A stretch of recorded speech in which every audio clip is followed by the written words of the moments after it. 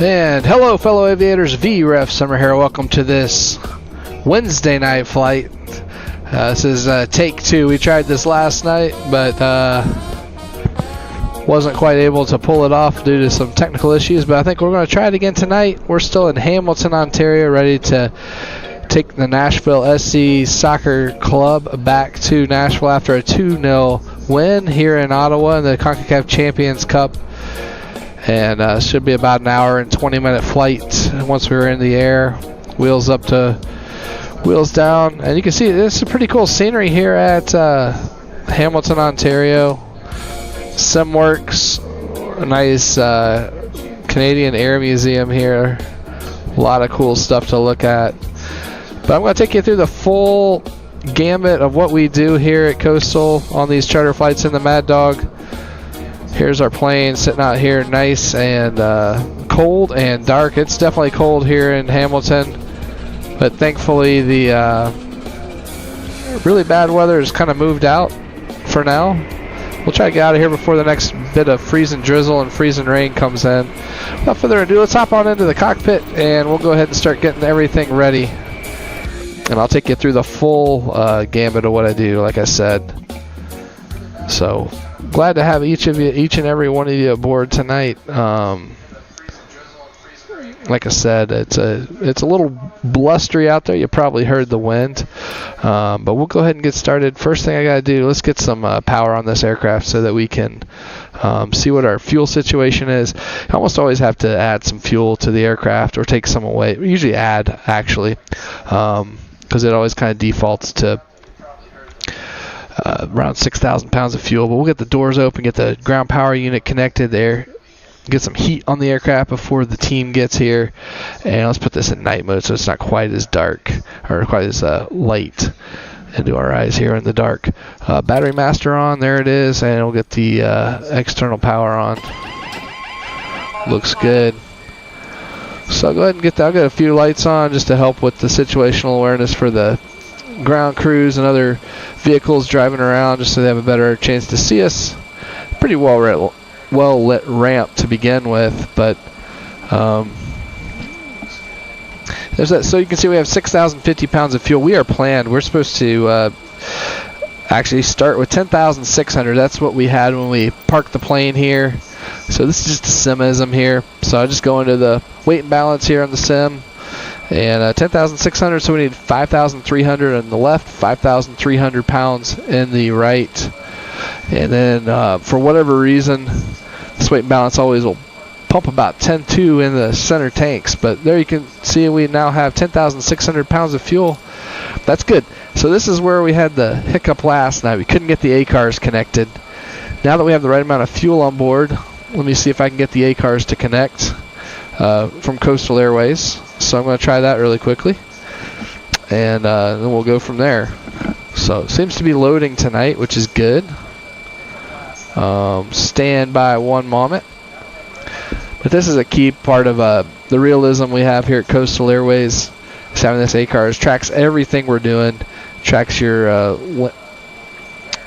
landing rates, the switches you're flipping, and you get a grade on your flight at the end based on how you did.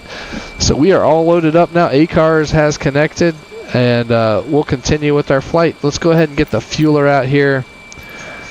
Request refueling. And then we need to make sure that he knows the right amount to get. So I will import our numbers from the SimBrief app. And we're supposed to have a Sorry, I'm not sure what's going on with the sounds there. That's crazy.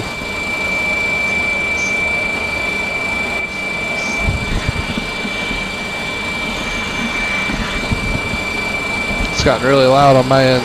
Hold up.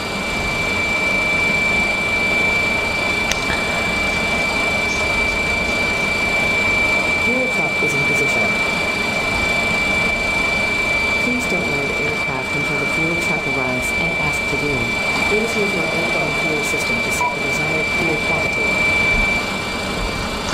Yeah, I'm not sure how loud it is on your end, but it's incredibly loud on mine. But we'll keep going here. For now, I'm just going to turn my volume down a bit. Alright, so yeah, we're supposed to have 23,000 pounds of fuel. You can see our fuel on board there is showing at 23,000, so that's good. The fueler should load the right amount in. And we'll go ahead and get some cockpit lights. Just give a notch on the panel lights. Turn the cockpit flood on while we're doing our work here on the grounds. And then just get the lights set for nights. Typically, you know, keep the digital screens pretty low. I'll turn them up a little higher for tonight since I know y'all be watching at home. It's a little easier to see on the screen when it's just slightly brighter. And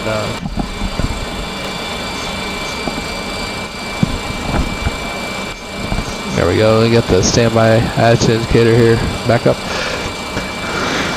Yeah, just check it. But yeah, if y'all have any comments on the volume, make sure it sounds good on your end. It's just a little off on my end. Like I said, I'm hoping. I still haven't got my new computer in. Maybe this is my last flight on this setup. Definitely having some issues tonight for whatever reason. Alright, we'll get the volume, brightness down on these little FMS screens there. Get a little notch there on each of these. There's the floodlight on. And then up here in the FCU. There we go. Alright, so now we get to work. Next thing we need to do, we gotta write down this takeoff weight CG. It's 23.4. You can see all of our center of gravities are within the envelopes for our takeoff. I'm gonna go ahead and set that here in the takeoff conditioning computer. 23.4. Just slide it into that window there, and we'll get our flap setting a little bit later. Let me go ahead and tune in our ATIS here. And here at Hamilton, ATIS frequency is 128.1. So I'll tune that in.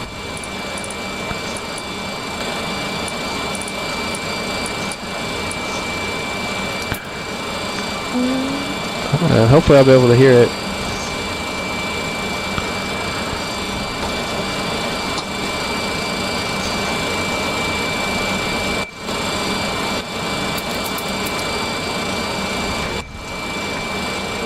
Huh.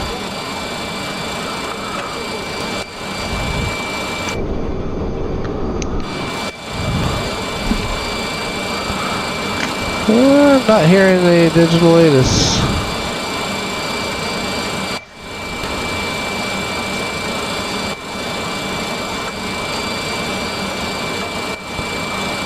Alright, I've got the digital here on Beyond ATC. It looks like it's Zulu's current.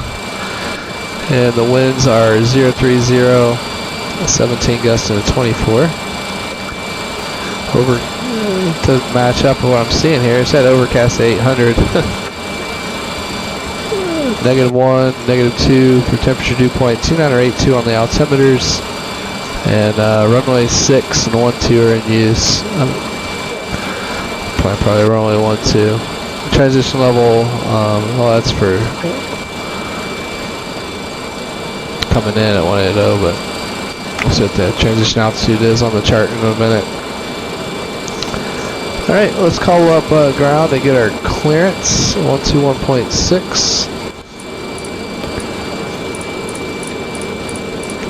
Takes it a minute to tune it in to this combo, and you gotta do the rotary dial. There we go. Hamilton ground, Riptide 5823 to Nashville with Zulu.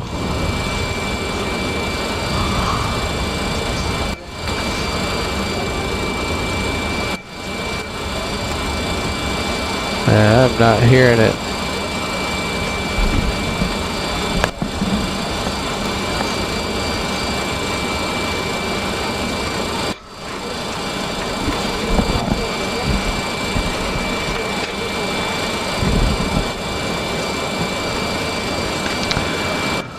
Huh. I'll have to restart the Beyond ATC. I'm just not able to hear anything.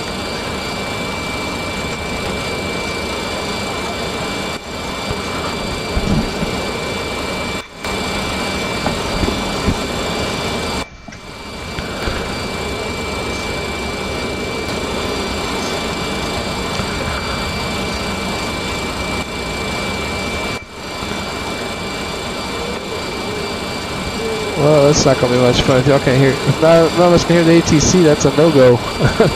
So, like I said, it's time for this computer to move along. I'm ready for the new one to come in because I am definitely having some issues. I know everything was working pretty well. The headset I have, they did an update on the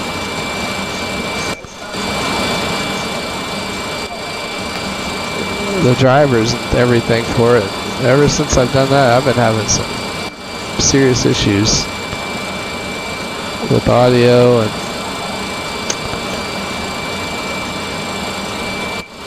very odd.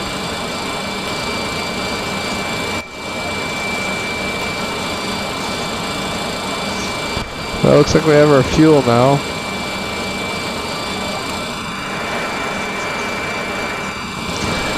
Radio check. Alright, I'm going to restart Beyond ATC. See what happens. Well, I'll give it another shot here. Otherwise, I mean, I guess I'll...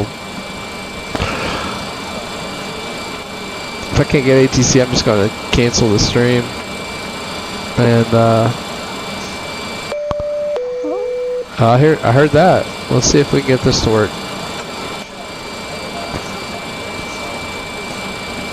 Beyond ATC. Yeah, I hear it. Yeah, it sounds like maybe we'll have some audio now.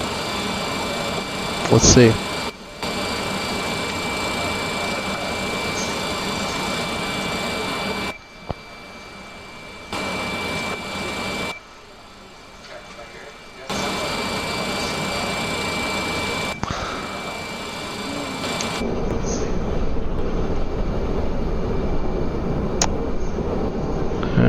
I guess when we see the aircraft load over there, we'll know Beyond ATC is loaded.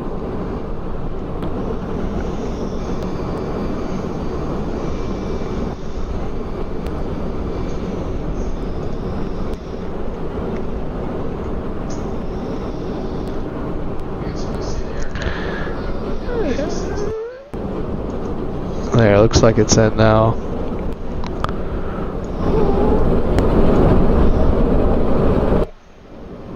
Well, I will say what I see is for some reason I keep having a sound that maxes out my volume output. So whatever is causing that, I don't know. I don't really know what it is, but that's interesting. Okay, well I didn't have that before the driver update, so something weird happened. All right, I want to try to call clearance again. Hamilton ground, Riptide 5823 to Nashville with Zulu.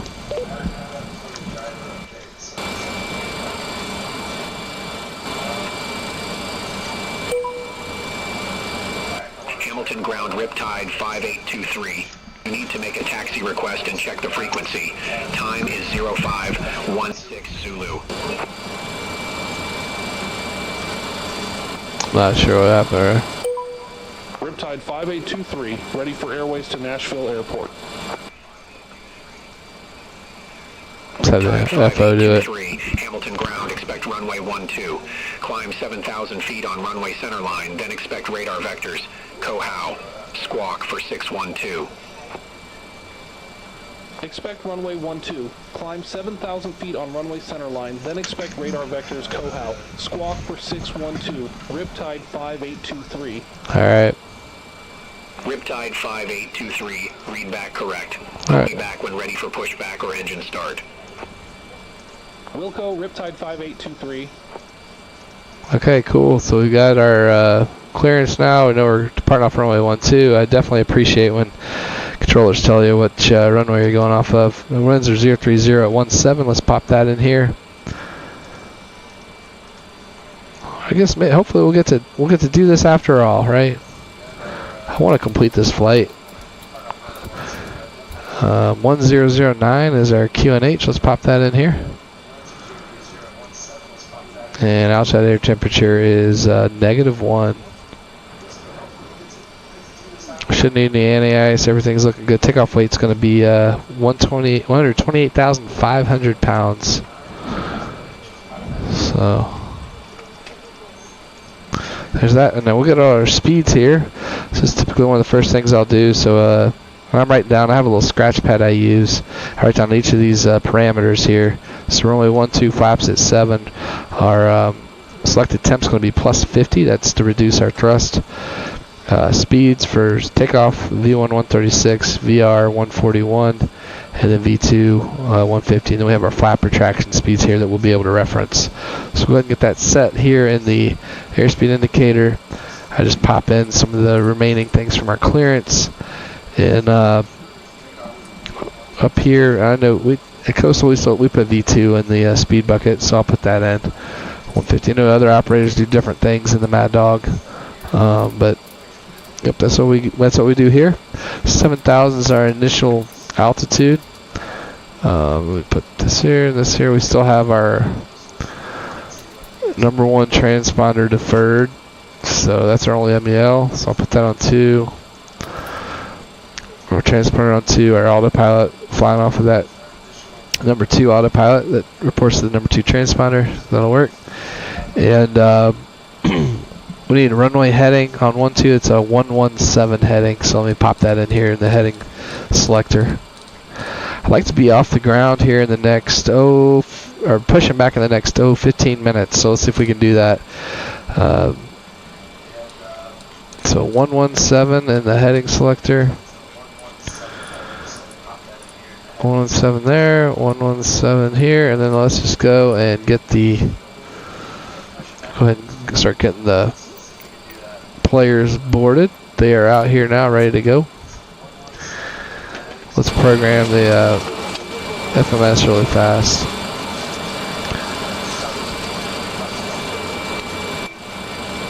CYHM. I'll pop on the hydraulics while we're down here and test the brake. Overheat, yep. Yep. Alright, we got everybody boarding up. They just had a couple of questions about how they wanted me to board. But 12, we don't have a departure. We do have a noise abatement. We'll go over that in the briefing. Yep, that. And then it's going to be radar vectors. Let's pull up our release, which actually I can show that to you all.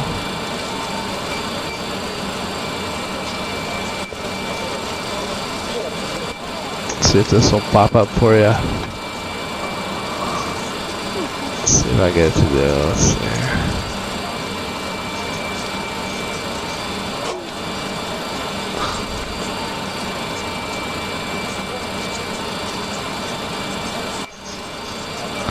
Oh, maybe I can.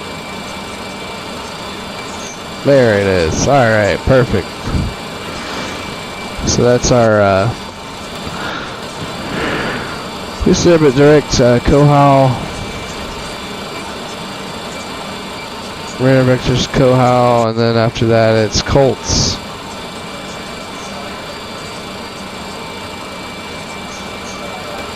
And Yaki. Pilot's boarding started.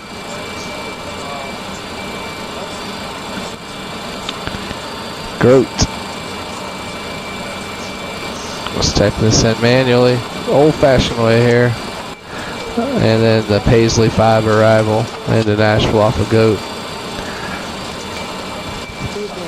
There we go. Let's load that for now. Perfing it. We know our fuel planning 23,000. Well, we got that on board, which is good. And Slant Alpha in the Mad Dog for our fuel schedule. Zero fuel weights 106,400 pounds, so about 106.4. Reserves for this. It's kind of interesting. Here at Coastal, you got to add up your contingency fuel plus your FAR reserve, and then any alternate. We do have an alternate tonight at Smyrna, Tennessee. Weather's but IMC down there in the Nashville area. Smyrna is actually just south of the airport, but so contingency of 2,700 pounds plus our alternate 2,711, so that's 5,400 pounds plus our FAR reserve of about approximately 4,300 pounds. So what is that, 9,700? So we'll pop that in here to the reserves.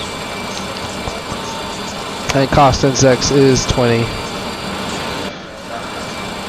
And cruise altitude on the release showing we're only going up to flight level 300 today. Pretty quick flight. And there's some pretty strong winds as you get higher. And then winds, the average wind component is 261 at 103 knots. So very windy up there. Temperature deviation, it's -4 from standard atmosphere.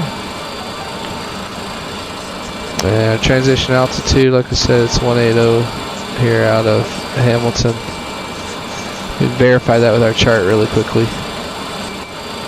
I don't fly into Canada very often.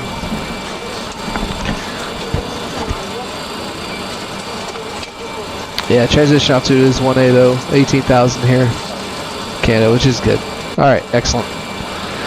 For the takeoff, all we do is just pop in our speeds. So V1 was 136. Like I said, I wrote this down on my little scratch pad I have right in front of me. Makes it easy to have it handy for programming the flight management computer, but also for takeoff I can see it really quickly, and then I'll have it back up on the bugs as well. Alright, that's everything. We'll put this on to legs. I'm going to go ahead and do a quick test of everything on the overhead panel. That one's kind of annoying. Our fire station connects our cockpit voice recorder really quickly. Just look for this green test light to illuminate. There it goes. Let me move down to this panel here. Just look at a few of these different, check our voltage and everything. Battery's looking good. External power, of course, is providing plenty of power. So galley powers.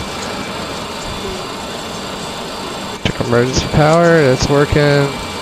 Don't need any of this yet. We will soon. Emergency lights are on. Seatbelt signs on. Our NAA is going. Just gonna do this really fast. Pull up. Terrain. Test our NAA skid. Just looking for the indications here. There we are. Stall. First flight of the day, so we gotta do all these tests. And overspeed. Yep. Check our ice detectors. Ice 5, that's working. And set our pressurization up. Landing altitude at Nashville is a, let's see, I'm pulling it up on my plate here. 600 feet, so we'll set that in. And then the current altimeter in Nashville is 29 or 79er, so a little bit low pressure in Nashville. So that's set. And then we'll test the annunciator lights, make sure everything lights up. It does. Excellent. Pull that to down. Make sure everything's set up here. Flight control panel, it's looking excellent, other than I need to get our bank to 15 until we get above our maneuvering speeds. Alright. Come down here, test our oxygen mask. Nav data is what I like. I have it in plan mode for our route review here in just a second. comm panel set up. This is all good. Got our lights set. Fuel used reset. Fuel's good for an out, or good for an outstation. It's just at 1414 and 10.9 for the hydraulic quantities. That'll work for tonight. We're going back to our base for this aircraft. Like I said, there's zero fuel weight in here in the gross weight. So zero fuel weight is 106,400. Another weight I write down on the scratch pad. Which maybe I'll make a video sometime of just one technique. The technique I use for a scratch pad. There's a lot of ways you can do it, but it might be a cool thing for a video sometime. And then we'll do the takeoff flex. Arc comes off, and then our selected temp, like we looked at, the performance on the electronic flight bag is 50, so that's set for their temperature. And then let's check our fire detection. So pull that, looking for the loop lights there, showing the testing the fire. There's the fire warning. Can we cancel our master caution, master warning? Can we silence the fire bell? Yes, we can. And then make sure we test the other loop B. It does work. Alright. Alright, test everything over there. Now we need to set our takeoff condition computer. Flaps are going to be at 7.0 today, so we'll set that there. We'll also set it over here in the flap takeoff selector. There it is at 7. And let's check our trim really quickly. Remove it. If that worked, we could cancel it. We could cut out the stab trim with that red switch down there. And then test all the different trims. We'll just move it back up to right in line with this green indicator here. Then we'll be at our takeoff trim.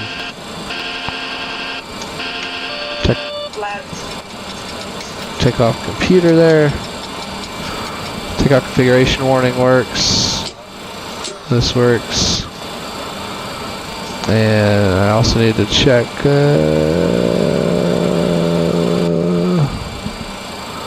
Alright. Look for some indications. We already checked that earlier, so it'll be good. Test the TCAS. Alright, everybody's on board now, so we can go ahead and lock up the door. TCAS system test okay. Alright, let's brief this up really fast. No takeoff alternates required today, no special airport information. MEL item, we already went over that. The number 1 transponder is deferred. No TAMs, nothing that should affect us tonight. Adverse weather, only thing is just some MC conditions down in Nashville. We'll see if it pulls up the overview here on the screen for you all when I pull up this window. It does. Excellent. Alright, cool. So you can see we're just going to be going through a stationary front just on the south end of Lake Erie.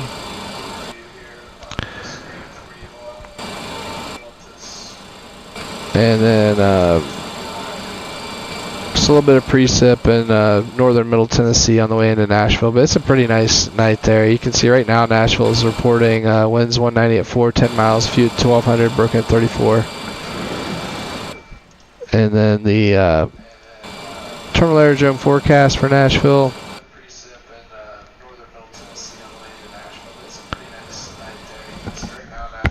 Yeah, temporarily it could be 5 miles, light rain, overcast at 1,200. So that's why we needed the alternate. The alternate was Smyrna, which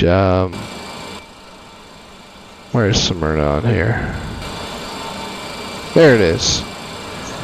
Yeah, time of arrival, overcast 1,500 plus 6 miles.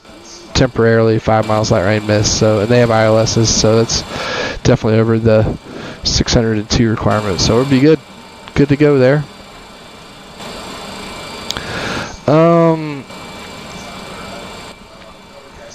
Taxi route out of here. Let's see, I'll pull that up again so y'all can see it. We can look at it together. So taxi route out of Hamilton. We're down here at Charlie 15 on this map that I have. If we're going to runway 1-2. We'll probably have to back taxi, it looks like. So it'll be out of here north, and then Juliet or Lima, then Charlie, cross runway 6, and then we'll have to back taxi on 1-2, and then take off. Be a flaps at 7 degrees, and trim is set, and fuel, min fuel for takeoff is 21,300. We have 23,000 on board right now. I'm going to go ahead and start firing up the APU because we're almost done with our briefing here. Let's go start pump on there.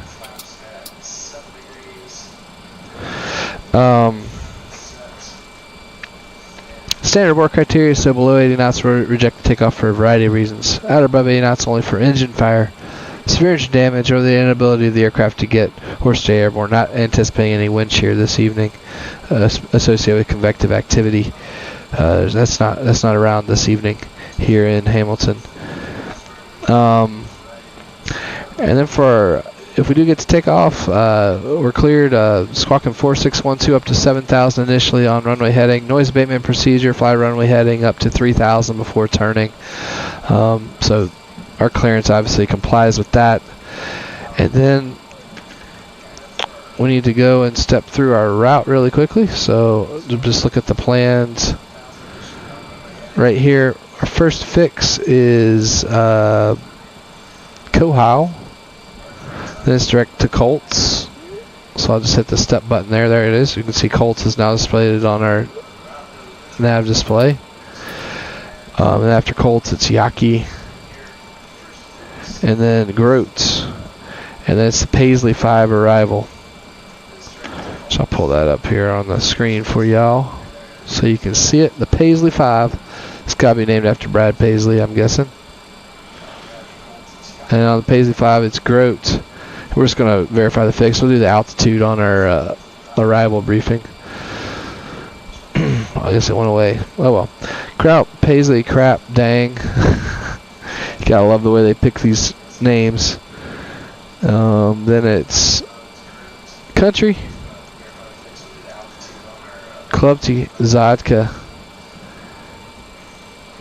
and then that's just the vectors on the approach. We're probably going to be landing to the south, so it'll be different, but it'll change the legs once we load in. Showing a total distance in the flight management computer of 540 nautical miles. In the flight release, total distance is showing as 556, so that's close enough for government work. We can get out of here. All right, let me switch us over to ship power on the APU. There we go. Let's see if we have fuel. We do have fuel in the center tank, so I'm going to go ahead and pop that on. Turn off the start pump. Alright, well, we're ready for the before start check. I'm going to go ahead and tell the crew out here to... Actually, can we just power out? I think we can just power out here. I don't think we need a pushback. Yeah. Oh yeah, we can power out. We don't need a pushback at all. Great. So we're just waiting on the bags to finish loading, which I think they almost are. Looks like. Excellent.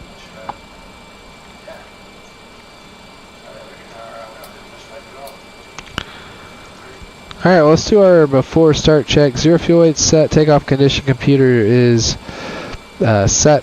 Stabilizer trim set. Flap takeoff selector set. See, it's at 7. Yep. Airspeed bugs and TRP set. Fuel and pumps 22,800 pounds and pumps on. Doors closed and hydraulics on high. Before start check complete. Just waiting on the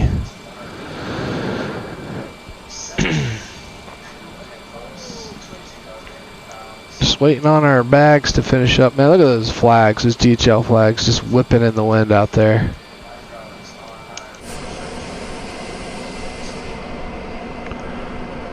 I don't know what they're doing, man. They're not even loading anything now. I think it's just in a loop. Okay, we're going to go ahead and start up then. I'm going to request push and start here. Hamilton ground, Riptide 5823, request engine start. Riptide 5823, startup approved. Call when ready for taxi. Affirmative. Engine start approved. Riptide 5823. Alright, we're starting them up. 2 then 1. Here we go. Yep, right oil steering clock. That's normal here at these low temperatures. Alright, so we have our N2 oil pressure. We get the track IR running. And I'm telling you, track IR or some sort of eye tracking thing is a game changer in flight simulation. There's 20%, so we're ready for the fuel. Yes, it's working. Perfect. And there's our light up. There's a fire lit in the engine. That's good. And it's under control. That's even better.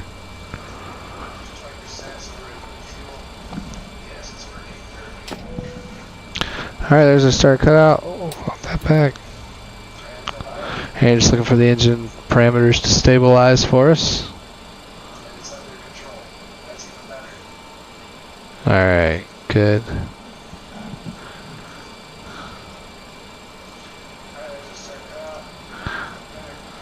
I'll pull this over and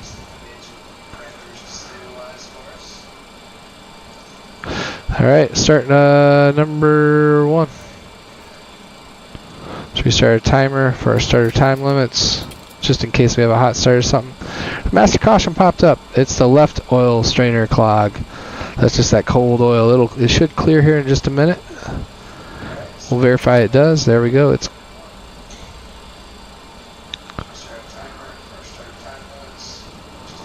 there's 20%. Fuel flow. Light off.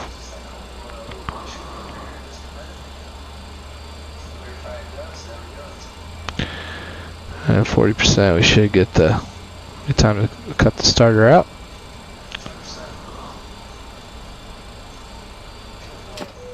Alright, there's that.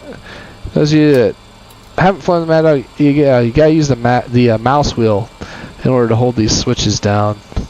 Because I guess typically you'd have to hold it for the starter to go, but the mouse will allow you to have a switch hold. Alright, so it's all stabilized now. Let's go through and get everything on the engine power. Yep, that's good. We'll kill the APU now. We don't need it anymore. Leave our ignition on. Make sure we got the air. Oops, didn't want that. Want that on auto. There we go. Air supply. We're all clear on the outside, so we'll get our flaps set to 7. And go ahead and get that going. Close these. That. And let's see here. Transponder to TARA per coastal procedures. And let's check our flight controls. Everything's working. Alright, before taxi, check. Air conditioning panel set. Pitot heat and ignition on. Anti-ice standard. Engine instruments check. Flight controls free. Flaps and slats. 7.0 TO set. Transponder TARA. Pneumatic crossfeed closed. Put that back to them. Before taxi check complete. Alright, let's go. Turn our taxi light on for us. That's associated, that RDN op. Clear to the right, clear to the left. I think that's... These guys just aren't going to move for whatever reason. Well, we'll make them move. Here we go. Hamilton ground, Riptide 5823, taxi with Zulu. Riptide 5823, runway 12 taxi via Juliet Charlie Golf. Hold short, runway 06. Runway 12, taxi via Juliet, Charlie Golf. Hold short, runway 06, Riptide 5823. Alright, so as briefed, except we are going to be taking that left onto Golf now, which is fine. And we're just going to do our turn all the way around here. I'm going to use a little bit of differential braking. Try not to use too much thrust so we don't blast people too badly out here. Man, I love that museum setup over there. That's really cool. Have any of you ever been to the Hamilton Airport? I'd be curious to know when you're watching this video.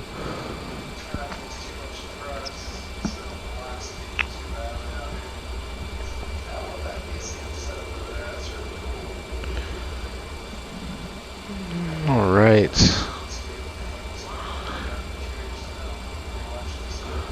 Obviously, looks like they have a lot of cargo that comes in here. These cargo jets. All right.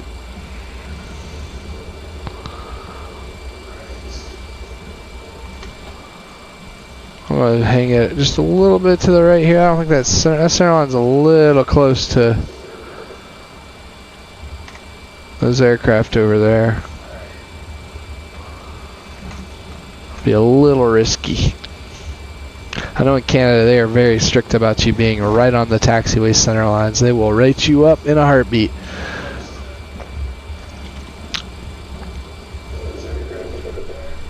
But there's a de-icing area, it looks like.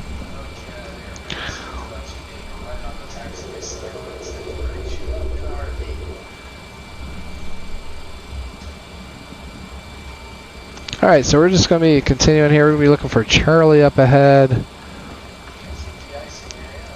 which I believe it's straight ahead. It'll take us on to Charlie.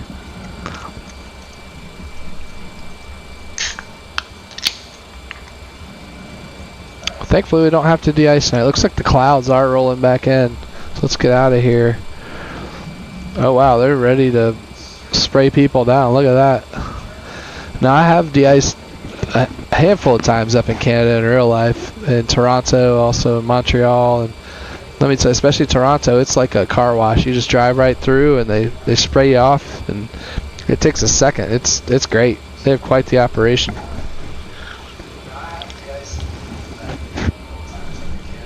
Looks like it's pretty similar here in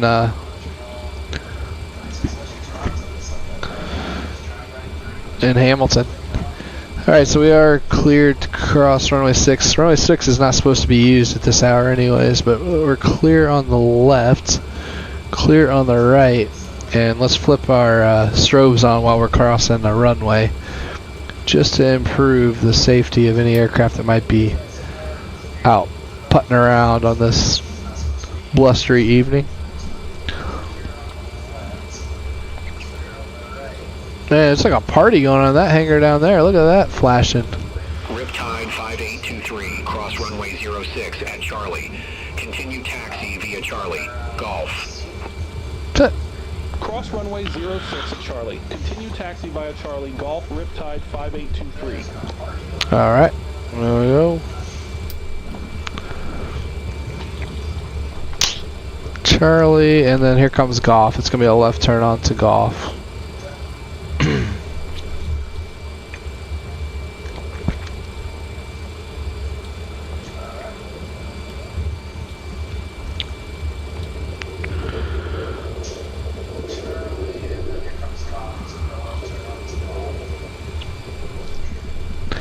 And from Golf, we're definitely going to have to back taxi. I wonder if Beyond ATC will even recognize that or not. We'll find out.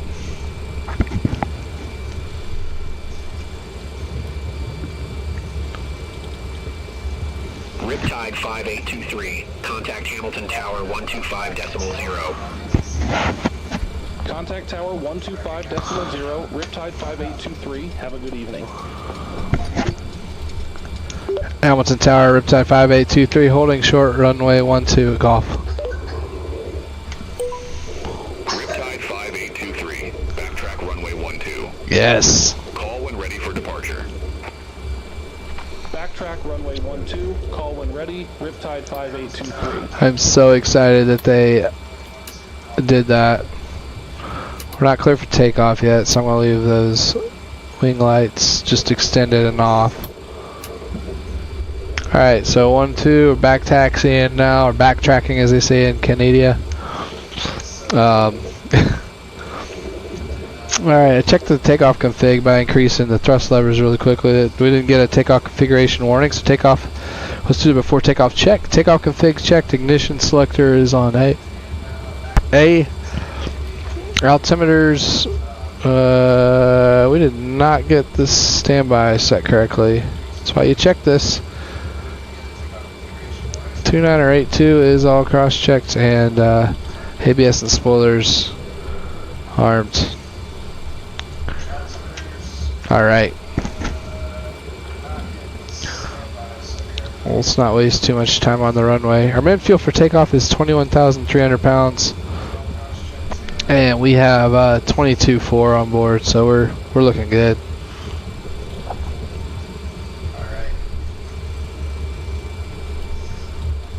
Wow, look at that windsock. It is hot. It is windy out here.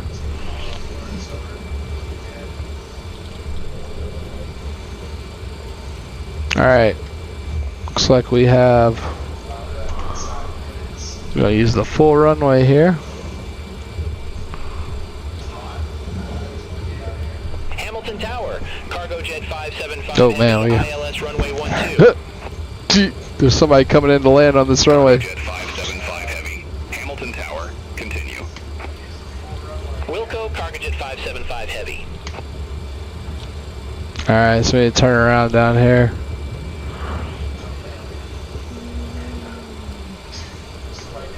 Are they going to clear us for takeoff?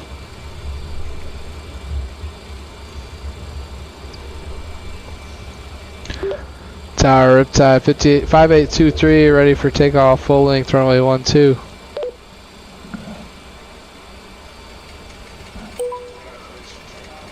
Riptide 5823. Hamilton Tower, wind 040 at 16. Let's get out of here. 21. Fly heading 120. Runway 12. Cleared for takeoff. Fly heading 120, runway 12. 23. Takeoff. Riptide 58. Alright, let's get out of here before this heavy jet comes in. Alright, landing lights are out. Heading 120 up to 7,000. Here we go. No turns before 3,000 for noise abatement. And set thrust.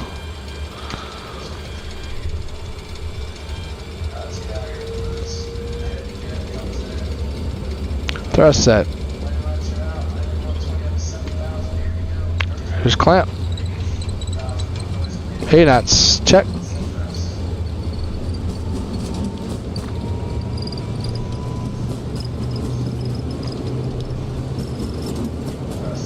V1. Rotate. Man, I can feel that wind. Whew.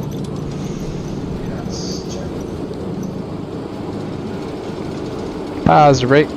Gear up.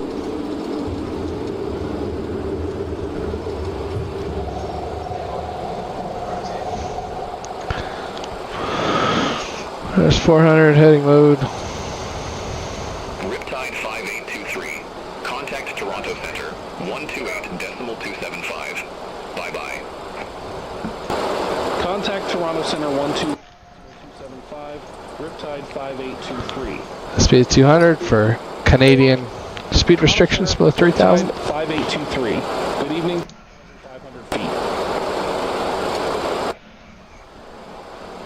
Riptide 5823, Toronto Center. Good evening, radar contact. Climb to 15,000 feet. Altimeter 29. Climb to 1,000 feet. Altimeter 2983. Riptide 5823. Alright, 15,000 is set. Riptide 5823, turn right, heading 220. Expect further clearance in about 17 miles. Turn right, heading 220, Riptide 5823. Alright, 220 is set. Here we go. And I'm not going to speed us up too much until we're heading in the correct direction. Back toward our course. So, no point in wasting energy going the wrong direction laterally. Might as well use that energy to go vertically and climb.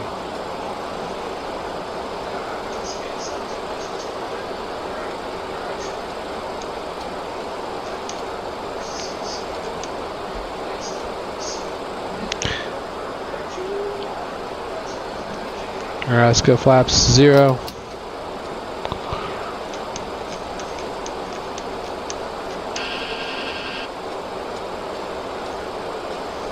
And now we can speed up. B-nav.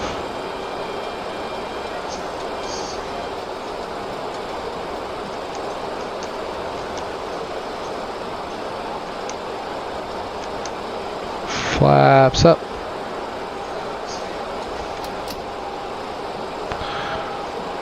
And we go 30 degrees of bank. Tide 5823, turn right, heading 290.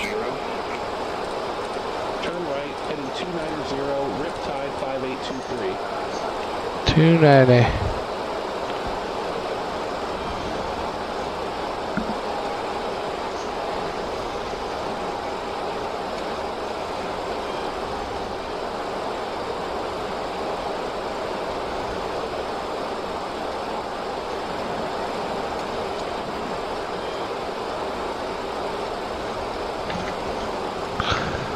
Alright, taking my feet off the rudder pedals, flying a transport category aircraft like this.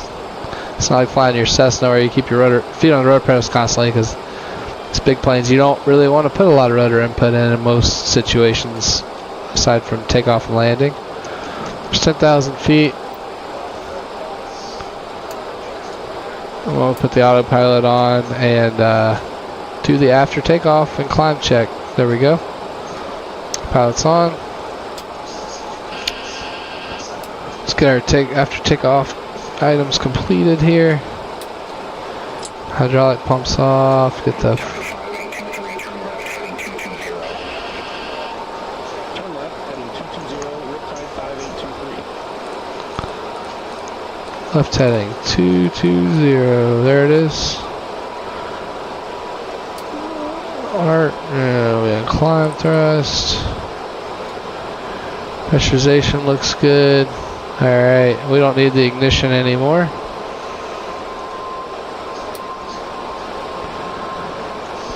And electricals, everything looks excellent. Alright. Alright, so climb check. Ignition is off, APU off, fuel pumps set, spoilers ABS are disarm off, and flaps and slats are up, lights out, stowed. Climb check complete.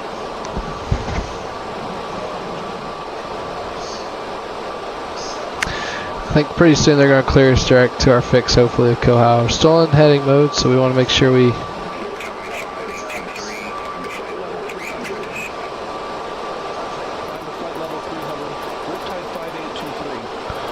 Alright, 300 set, and it's arms.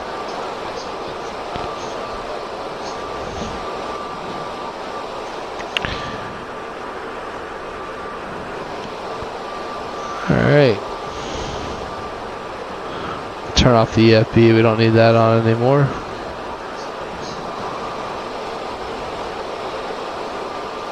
I think I forgot to put it in airplane mode, let me do that.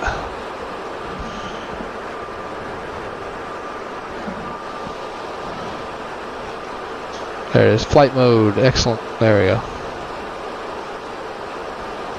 Alright. And I'll pull up the...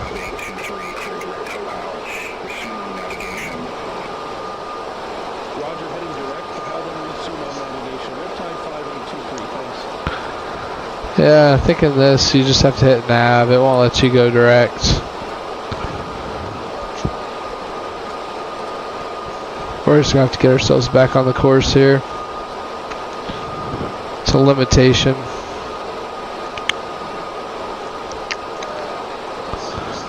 Direct to Cohau. Let me do it here. Let's see. Yes. There, now we're good. Alright, got it.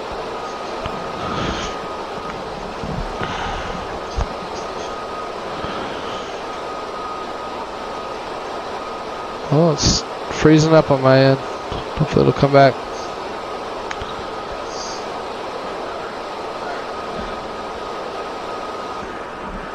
Alright, it's cool.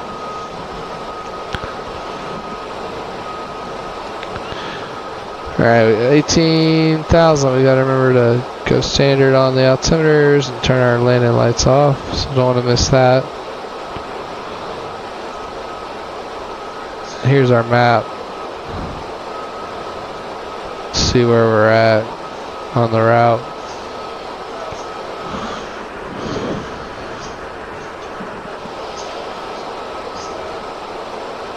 Alright, comes 180. Landing lights off so we don't get dinged by the A cars.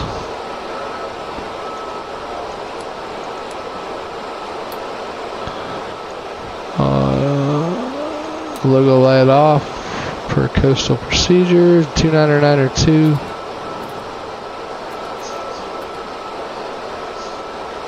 That's set and all the altimeters. Yep. All right, 2992 cross check. Now we are underway. Looks like right now it's projecting a 0722Z landing in Nashville. It's gonna lower a little bit as we speed up. We're only doing 366 over the ground right now, but so about an hour 20 minutes, like we said.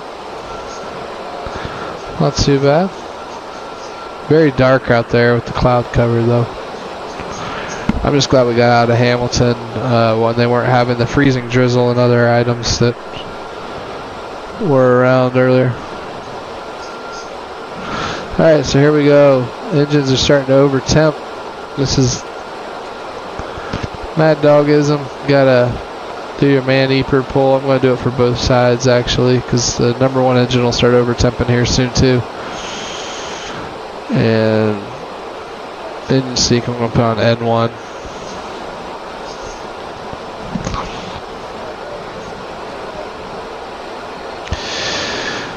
Well, during the climb, I guess we can talk a little bit about the... I'll wait for this radio call before I continue. Cleveland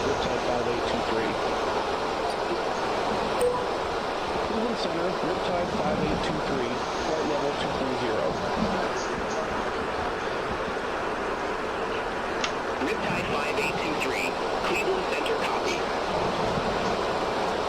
Anyways, I was going to say, I think one thing we can do is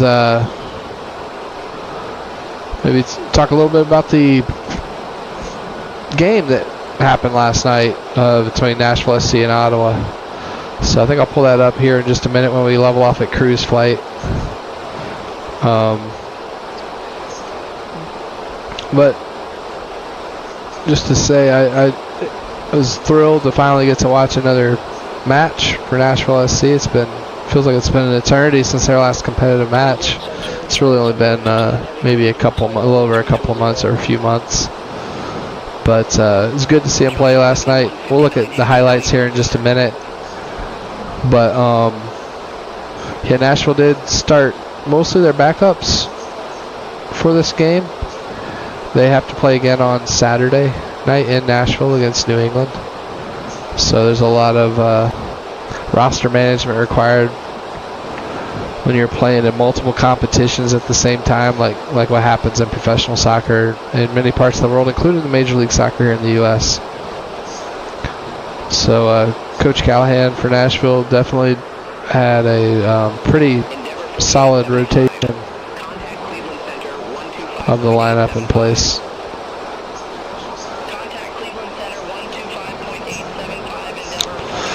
It looks like I'm just checking our fuel quantities here. We still have about 1,200 pounds in the center tank, so it'll be a minute before we need to turn our center tank pumps off. But hey, this is another chance for me to highlight the cool stickers Sean put in the plane here at Coastal. There's our Nashville SC sticker for the Nashville SC charters that we're carrying out. Nashville Predators are still on the Olympic break. Any U.S. hockey fans in here, or Sweden hockey fans, big hockey match that occurred today in the Olympics. I'm not going to spoil what happened, but I will say it's regardless of which team you're a fan of, it was a pretty exciting game to watch. So definitely check it out if you're a hockey fan. But Philip Forsberg of the Nashville Predators plays for Sweden, so it was fun to see him playing today over in Italy. But look forward to having everybody back in Nashville. Get back some professional hockey here.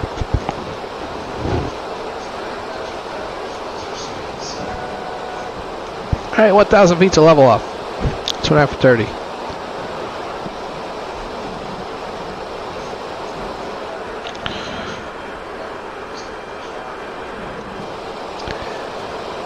All right, we're starting to level off. Autopilot still what it's supposed to do. That's good. We'll go ahead and pop these Eeper bugs back to auto. We'll flip to cruise because we're already at speed. We're leveling off. Excellent. Showing a fuel of 19,400 at top of climb.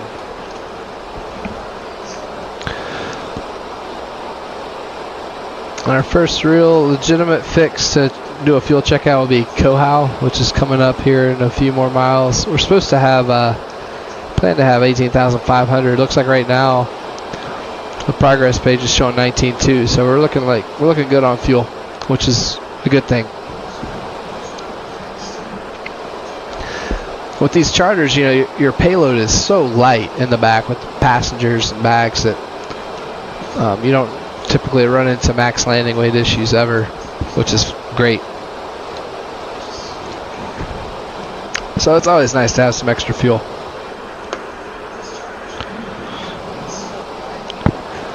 All right, well, since we're up at cruise flight, I'm gonna go ahead and let the guys get up if they want to. Seatbelts on auto. And let's check out some highlights of the soccer. I'm gonna find that for us here in just a second. Let me hide the window there, and I'll go find us some highlights of the soccer match. How about a little music too while we go about doing this?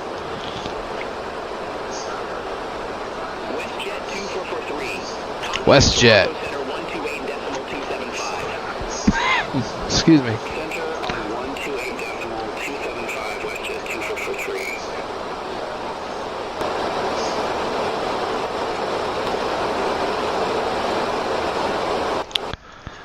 I don't think it's gonna let us do that. That's alright. Whatever. Alright. Alright, I'm gonna pull up some highlights for us. Let's see.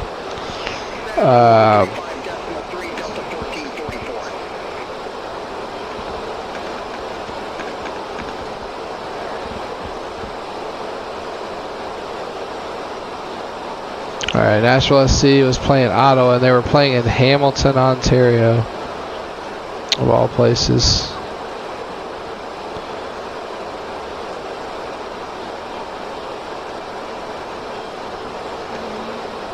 Alright, so here it goes.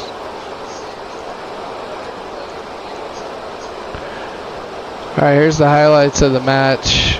And check out a little bit. I'll give some commentary on it for an original spin. You can see there was no one at the game.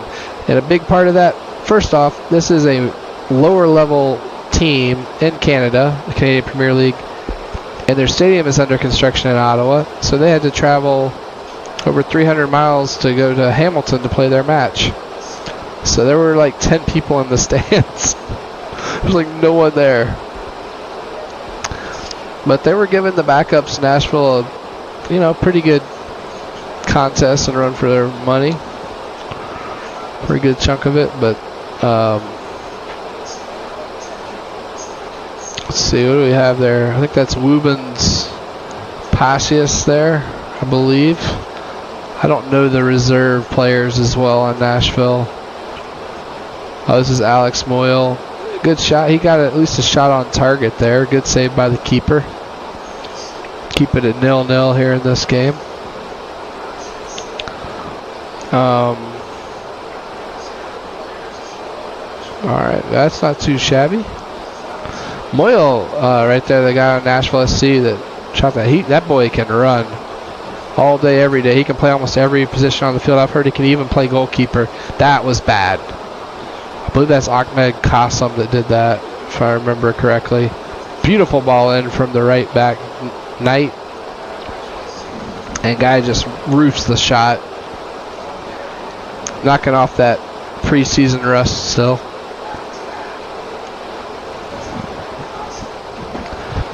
And then we have another opportunity here. Qasim again. Not the most dangerous of shots, but at least it was on target. And keeper had no trouble handling that, as any professional keeper should not have trouble handling that. So it was 0-0 at halftime. I was on fan chat with a lot of Nashville SC fans, and everybody was like, well, hopefully we don't have to put the starters in, because I like to keep them fresh for the league game on Saturday, home opener. But thankfully, you can see things picked up a little bit.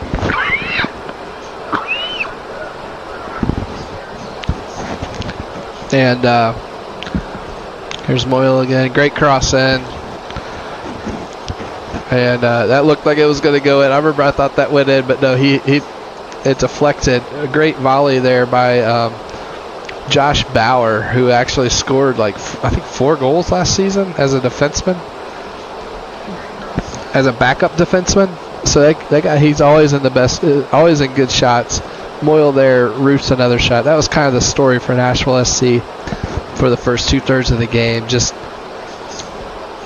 they definitely looked like reserves, and they looked like they were coming off the off season. They're very rusty. Some Madrigal and Moyle running into each other there, but here comes Woobens Pashis. I learned he goes by Woobs. He scores the opening goal for Nashville's 2026 campaign in the CONCACAF Champions Cup against Ottawa. 1-0 up at this point, as expected. But from this point, we saw Coach BJ Callahan make some subs. He started putting in a few starters. I think part of that is trying to build some chemistry. And this is the final goal. You can see that's a beautiful play there. That was Hani Mukhtar to Christian Espinoza to Sam Surge. And we've skipped ahead about 30 minutes in the game. This is the very, very end, stoppage time. And Nashville ends up going up 2-0. Looks like we have our center pumps going down. And the game ends 2-0. So, yeah, it wasn't like the most exciting game in the world, I gotta admit, especially if you're a neutral fan. But I'm a huge Nashville SC fan, so it was fun. And they're in good position now for the second leg in Nashville. It's coming Tuesday. Nashville should be able to play their backups again, keep their top players fresh for league play, because they have a lot of games leading up to the World Cup break. It's kind of similar to hockey, how hockey had the Olympic break this year. Well, Major League Soccer has a World Cup break in the summer. So they have 0 games in June, which means they're going to have a ton of games other parts of the year. So it's going to be a sprint to the World Cup, and then after the World Cup, a sprint to the playoffs with lots and lots of games. But that's basically what happened in the game last night between Nashville and Ottawa. We did have a few other matches that occurred.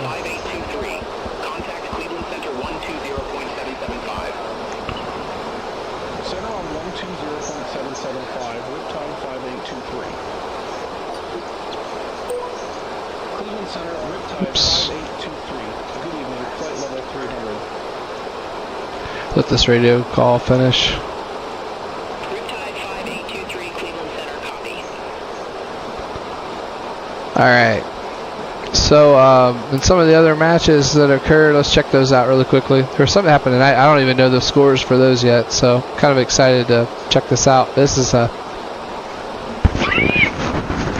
Excuse me. Hope my voice can hold up. I had a cold or something about a week ago, so my voice is a little bit fragile, but it's hanging in there.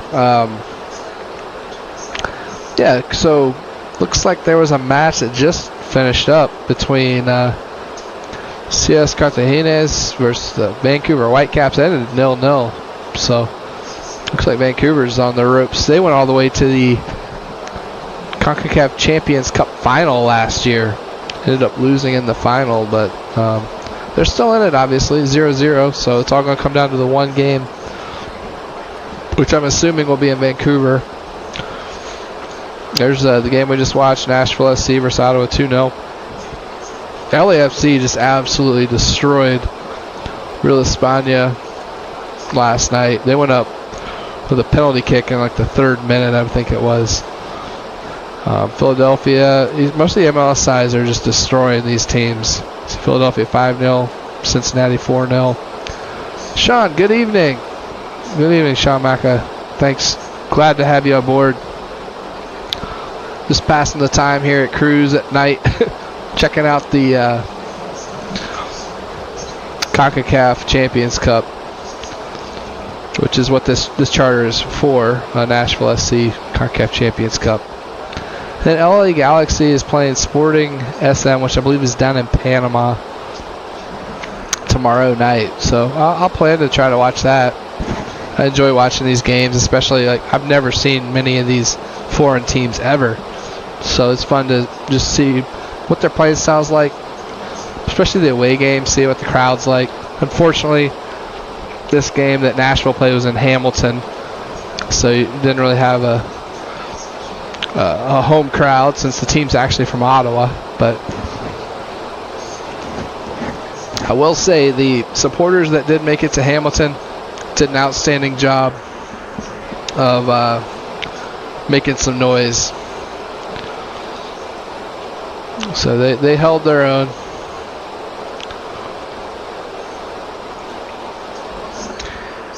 Well, let's see. I can see some city lights down below. We're definitely back in the United States now. And that's Akron down that way somewhere.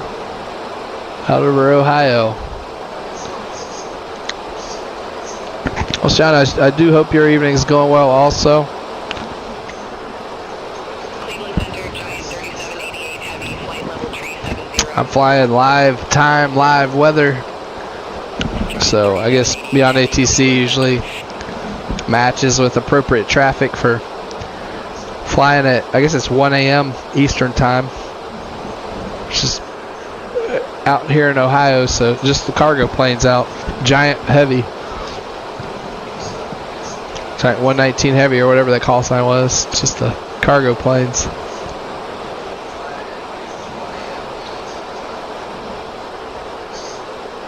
But a lot of times with these charter flights, you end up flying late night. Good. Glad to hear it's going well for you, Sean. Excellent.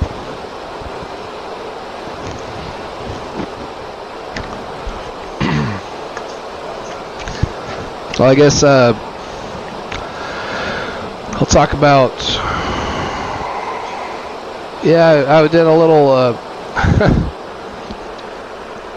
experimentation with video for this YouTube channel, which I will tell you, it's not going to be the norm for me. It's not really why I made this channel. It's not what I'm all about, but made a music video using some AI generation tools, which it's alright. I mean, the thing I found is to have a lot of say over what's created, you have to pay a ton of money. And I'm like, nope, not doing that. But I had a tool available, so I was able to make a few scenes, but they didn't turn out exactly like I wanted. But I posted the video, so it's called Guard Boys. It's really just kind of making fun of, which, speaking of which, I'm not even following the protocol. Look at this. We need to be monitoring guard. Good, there we go. 121.5, we're monitoring. That's really kind of a parody, just poking fun at the guard frequency and how ridiculous it can be sometimes. And it's usually times like this, middle of the night, when people are bored, you'll start hearing a meow, and then someone will say, "You're on guard." Wait 1 second, I'll finish.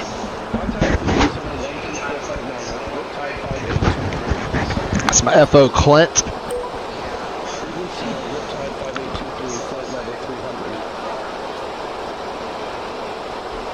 Yeah, Sean, you got the cat. You know. Yeah, the thing is, I put a poll up on one of the shorts, just asking if anyone had ever heard it. I don't think you're gonna hear it in Flight Sim, which is good. But for whatever reason in the real world, like, yeah, it gets crazy on there sometimes. And so yeah, like I said, a lot of times you'll hear someone meow, or you'll hear someone accidentally give a PA, which, oh my goodness, that's usually what starts it. Someone will accidentally make a PA on 121.5 because they turn their mic transmit to the wrong setting. So they're usually going to be transmitting on COM 2, which is usually where you have guard and you're monitoring it.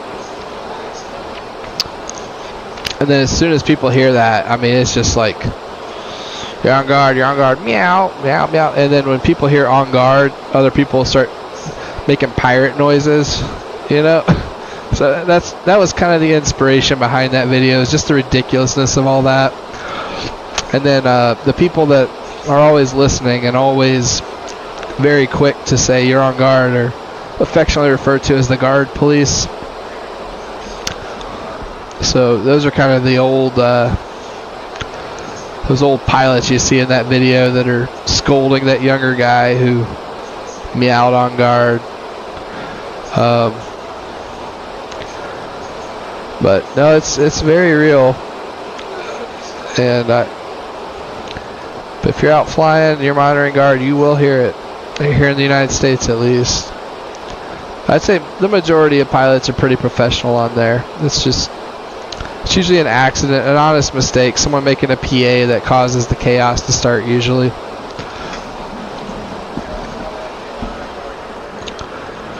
And I did make one other song that goes along the same lines, which maybe I could debut the song here if I can get the audio to work. But the song comes from the standpoint of the guard police. So I think I will debut it here, and I'll let you listen to this song if I can get the audio to work correctly. The song is called On Guard, and it's very fitting for Nashville. It's kind of a country song, but let's see if we can get the audio to work. If not, it's okay. Well, it's not working yet. Give me a second. And we'll listen to it. Let me try this again.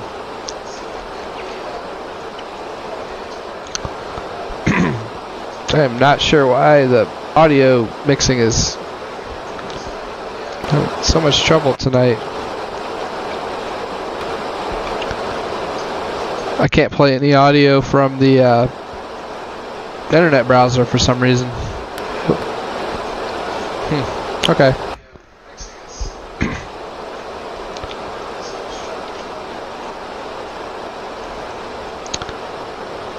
I'm going to close this and reopen it and see if it'll work. I'm just going to close the internet browser and reopen it. I'm going to see if I can play this song for you all. It's just not a bad song. It's not...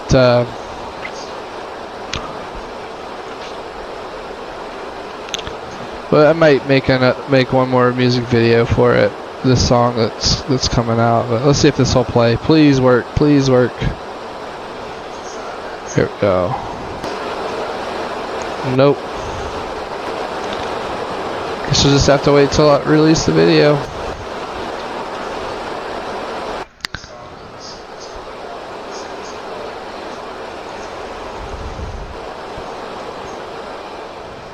Oh, let's see that.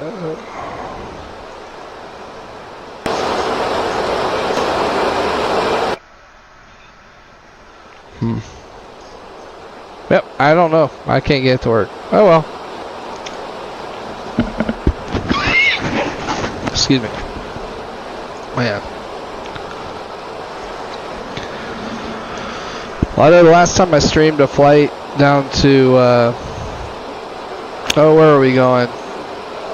Medellin, Colombia. Yes, Medellin, Colombia. I said I thought that was maybe going to be the last flight in 2020. Well, my computer is still hasn't arrived, and I actually got the supposed to have arrived yesterday, 2 days ago actually. And apparently it's shipped. It's out there somewhere, but it has not gotten to my house yet. So just waiting on that.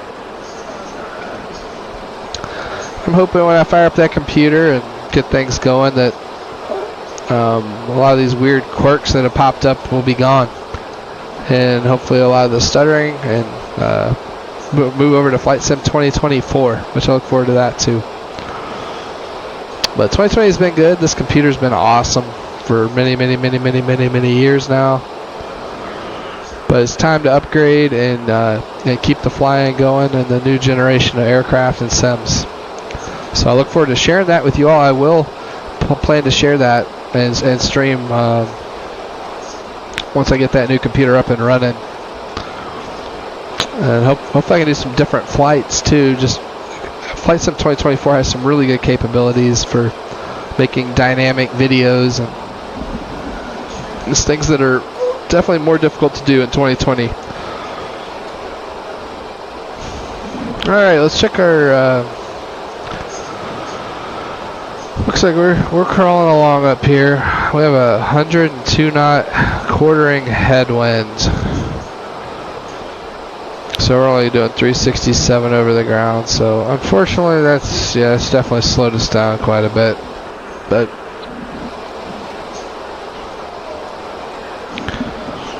keep rolling.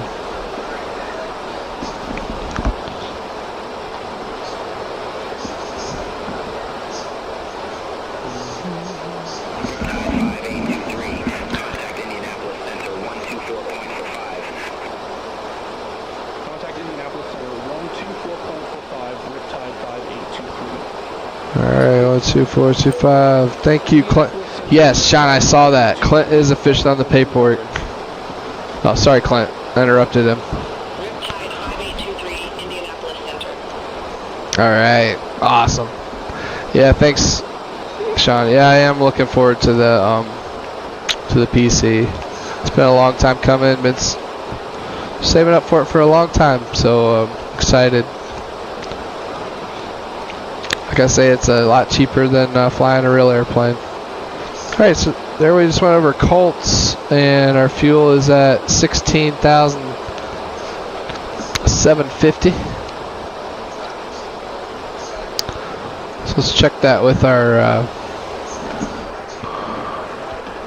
flight release here. I'm going to pull it up on the screen for you all to also see again.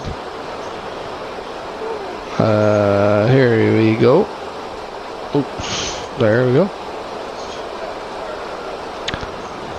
So Colts, we're supposed to have 16.4. So yeah, we're over by a good 200-300 pounds. Perfect. Looking good. And I'll mark that here. I'll say +2. Excellent.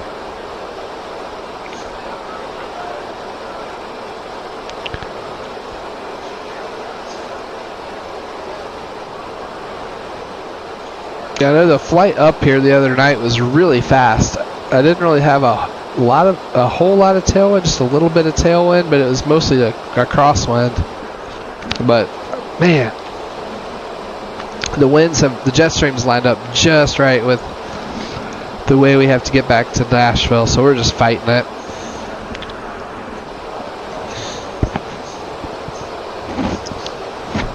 Which is not always ideal, and definitely not late at night when you're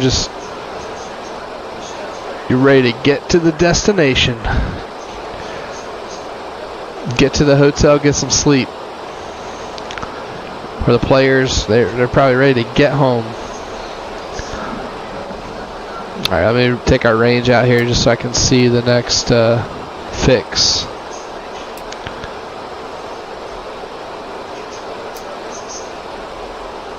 Whew, it's a long way out. 178 nautical miles to Yaki. Alright, looks good.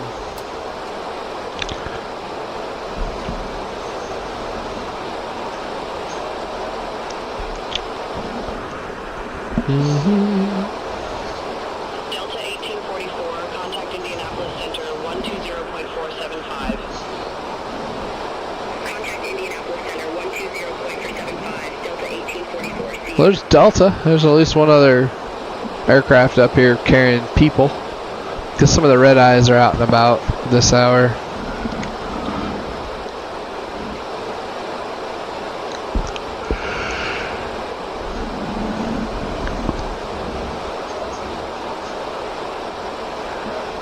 Oh man, let's see. Well, while we're up here, let's check out a little bit of an MLS Major League Soccer season preview since we're...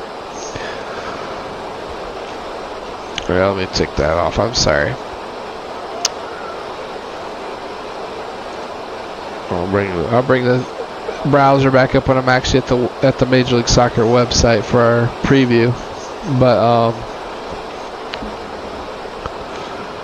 right, we're ready to roll. Here we go. Let's check this out. I haven't been on the site in a few days, so I'm kind of curious to see what they're saying now. Sean Macca, are there any other Central or South America away games on the schedule? Not right now, but there is a potential for some Central American ones for sure in the CONCACAF Champions Cup as the rounds move on. Here, let me pull this up again. Hold up. Pull up the bracket for CONCACAF Champions Cup, because there are definitely some Mexican teams still in it. There are currently still some other Central American teams, but outside of Mexico, most of the teams typically don't advance past the second round. But the CONCACAF Champions Cup, here we go.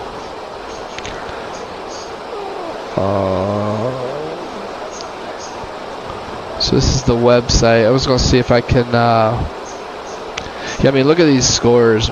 Like, LAFC just destroying Real España.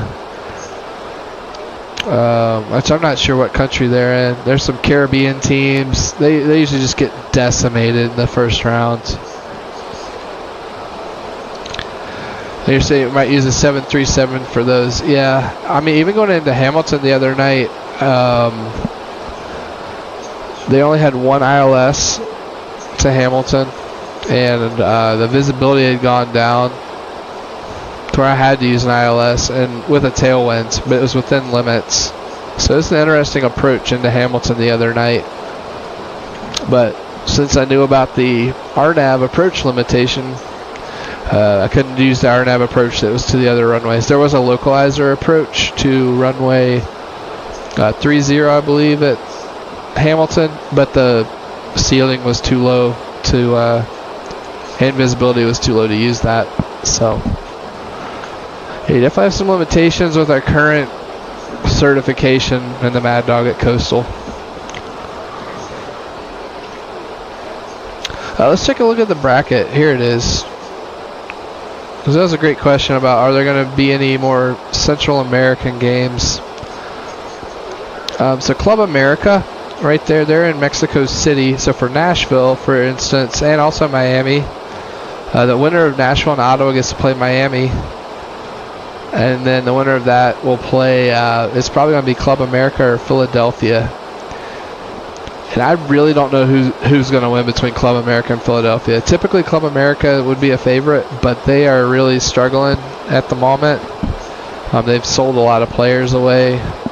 They had a guy that just straight up left their team within the last month because he's from France, and he said his kids were being racially abused, so he just left. So, yeah, they're having a little bit of turmoil internally in Club America right now, but if they can get their act together, I think they're going to be pretty dangerous. And so there's a chance if Nashville can get past Ottawa, which they should, and then they can somehow get past Inter Miami, or Inter Messi as I call them, they might be traveling to Mexico City, which would be fun. Or if Miami wins, I mean, I know we fly Miami flights, they might be going to Mexico City too. And then Tigres, I believe they're in Monterrey, Mexico. They usually advance pretty far. But yeah, outside of Tigres or Club America, I think those are going to be our only chances to fly to a Mexican city in this competition, unless Miami or Nashville get to the final and there's some Mexican teams still in it.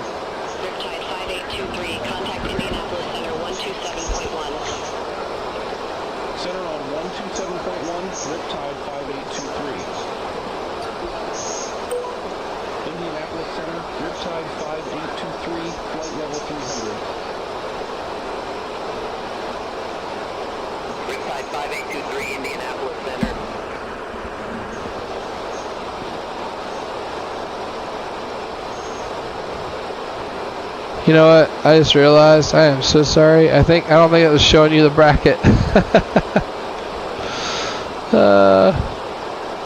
I'm telling you, man, I'm starting to have some issues with my setup here. I have stuff that's really old on this computer.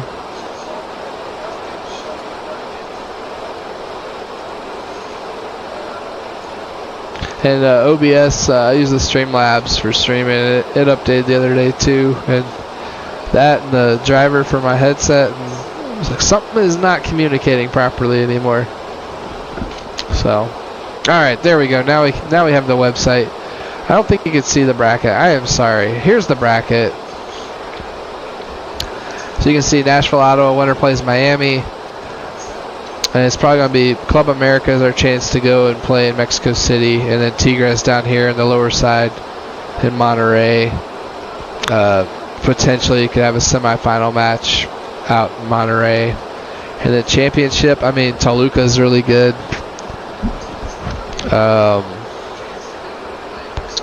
I don't think maybe Monterrey or Cruz Azul could make it to the championship. Typically a Mexican team wins this tournament and hosts, so the final would probably be another chance. And you know CONCACAF would love to have Inter Miami in the final with Messi because they'd have more eyes on the tournament, so there's a good chance that could happen. Next week, if we can get 2 pilots, we could have 2 flights out of BNA. That would be cool. Yeah, Jason was telling me a little bit about that. If I could work out having some time to do that earlier in the evening, I would love to do it for sure. Alright, so here's the power rankings right now for Major League Soccer. Of course, they have Inter Messi, number 1. They will always promote Inter Miami as number 1 over and over and over again, but whatever. LAFC 2. Vancouver Whitecaps number 3. San Diego FC number 4. Nashville SC number 5 right now. And from here, I just want to see who the worst team is. Let's see. Who do they say the worst team in Major League Soccer is right now? Sporting Kansas City. And their take on it is, your guess at what this team will actually look like is as good as any here. Yeah, I had heard they didn't have their roster finished, and that, yep, it's echoing that here. In their first year without Peter Vermees in charge of basically everything, their roster is not yet complete. The season starts in 2 days. New sporting director David Lee and new head coach Raphael Wicki have a ton of work to do. Anyway, it could be extremely MLS for none of this to matter and for this team to make the playoffs. So we'll see.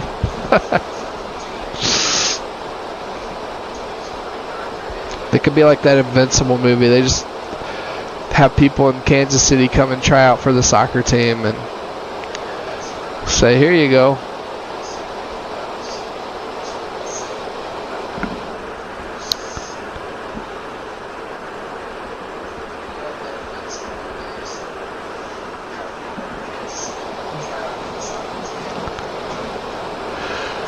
But, oh man, we still have a 105 knot headwind. That's great. It's not every day on a southbound flight you have a headwind like that.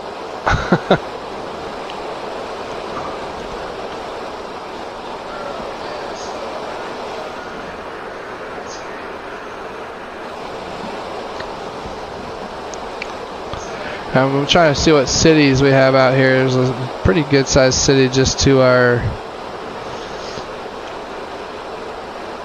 Well, I think that's actually Cincinnati. Cincinnati out the FO side up there. So we're not too far away.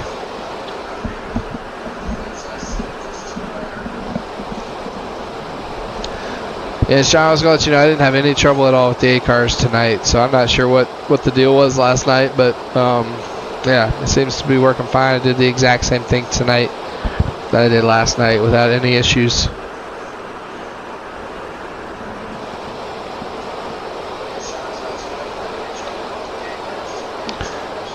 Let's check on our pressurization and everything really quickly. It's all holding. Electrics all look good. And, you know, Sean, I wanted to talk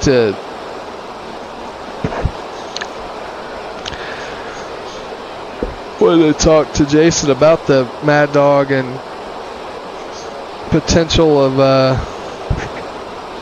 some procedures, RNAV type procedures, just LNAV procedures, and if that's even a possibility or not. But I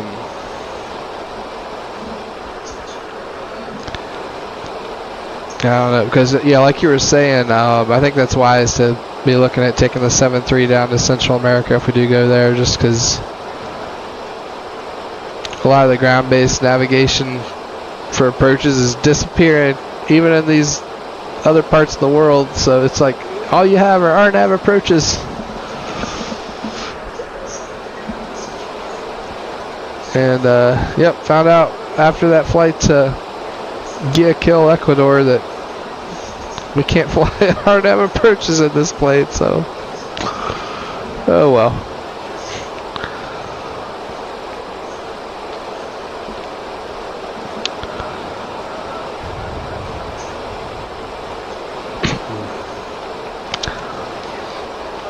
Well, let's see what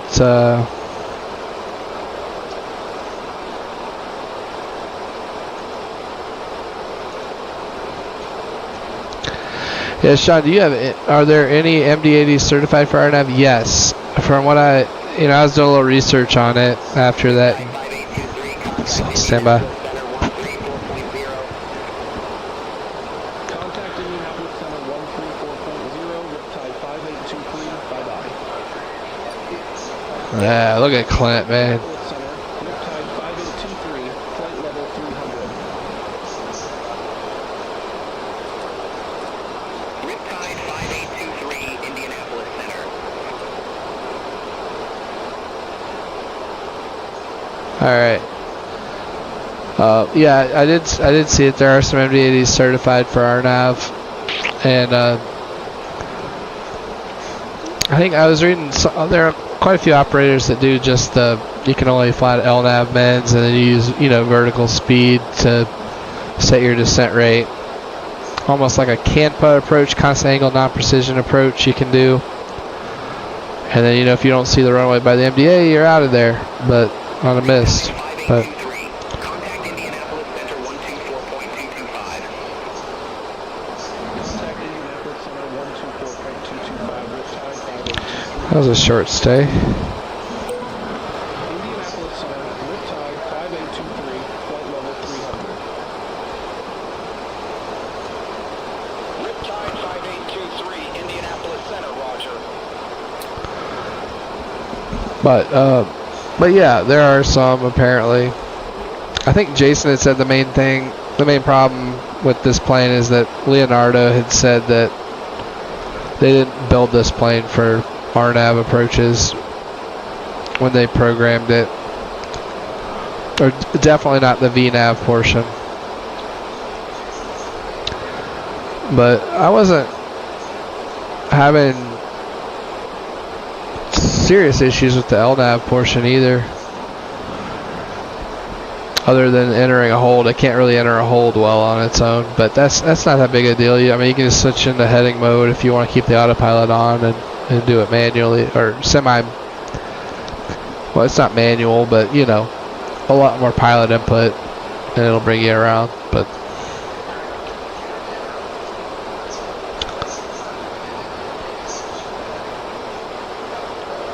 man, these winds have not died off at all. Still 111 knots. Now let's check out the release of the weather packet here. Gotta pull that back up. I tried to close the internet browser to.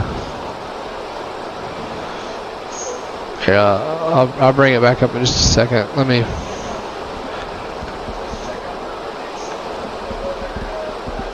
Go to sim brief. Actually, I'll do it this way. I'll pull it up here. Alright, let's look at this in the internet the browser. Navigraph. Where's our wind reports? Somewhere down in here.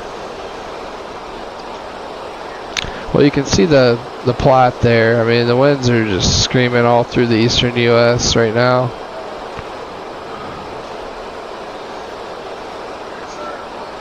I thought we had that in this format. Where is it?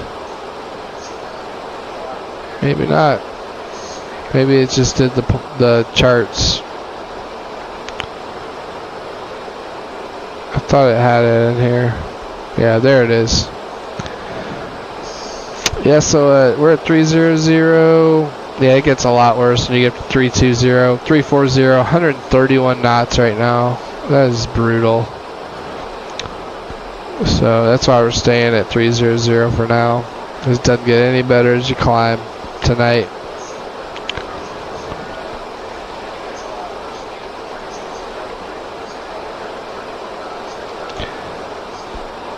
But thankfully it's a short leg.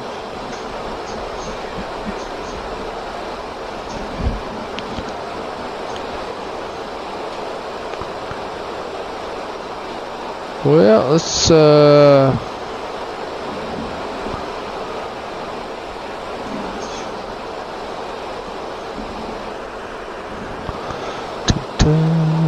Sean, did you watch the U.S. versus Sweden hockey game today, or yesterday, I guess now? Just curious if you happened to see that wild match. That was a really good game. But I don't want to spoil it for you if you haven't seen it yet.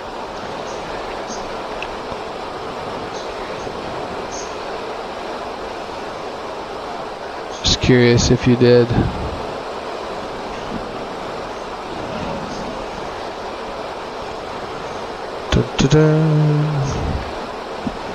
Looks like we're picking up some of that rain that we looked at in our pre-flight briefing that was kind of in parts of Kentucky and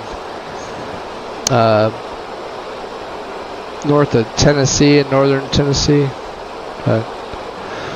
Sean, you only got to follow the scores. You were surprised by the Canada game. Yeah, I mean, I definitely think that the U.S. and Canada definitely seem to be getting, they're always going to get their opponent's best game, you know, because they're favorites in the tournament. I've noticed that with all the U.S. games I've watched, that everyone they played has played them really well, especially in the first period and a half of the game. And then the U.S. was just kind of wearing the other teams down after the group stage. But wow, the hockey game was really good. And that first goal by U.S. is worth checking out. It was a really beautiful goal. So definitely recommend watching the highlights. But I'm excited for the rest of the tournament, see who wins. It's a lot of really good teams in there now, really competitive with the NHLers being back in the Olympics. I'm happy they let them back in.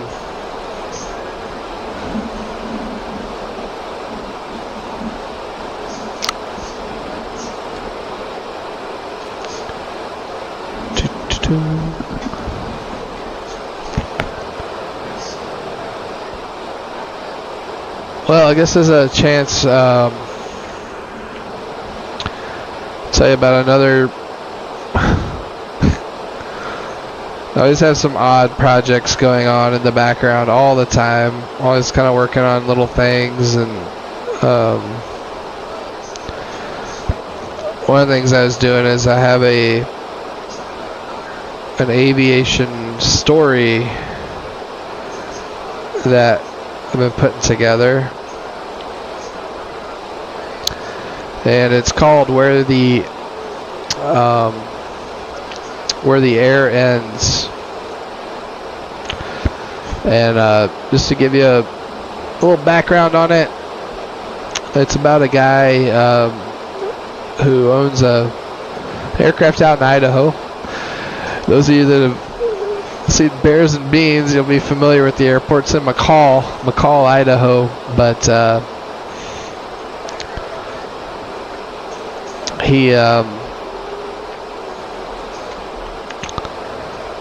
basically ends up having a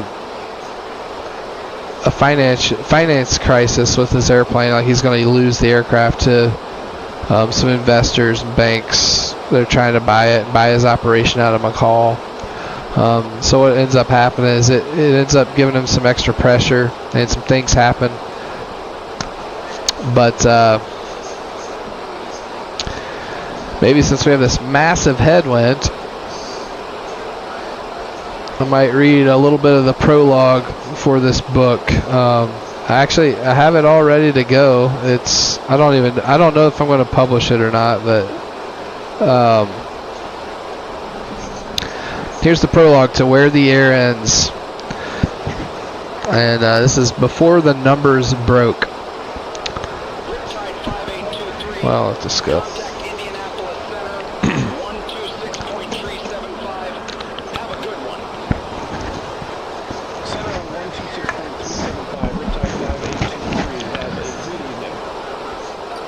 Man, we have to probably have just enough time to read the prologue before we need a brief.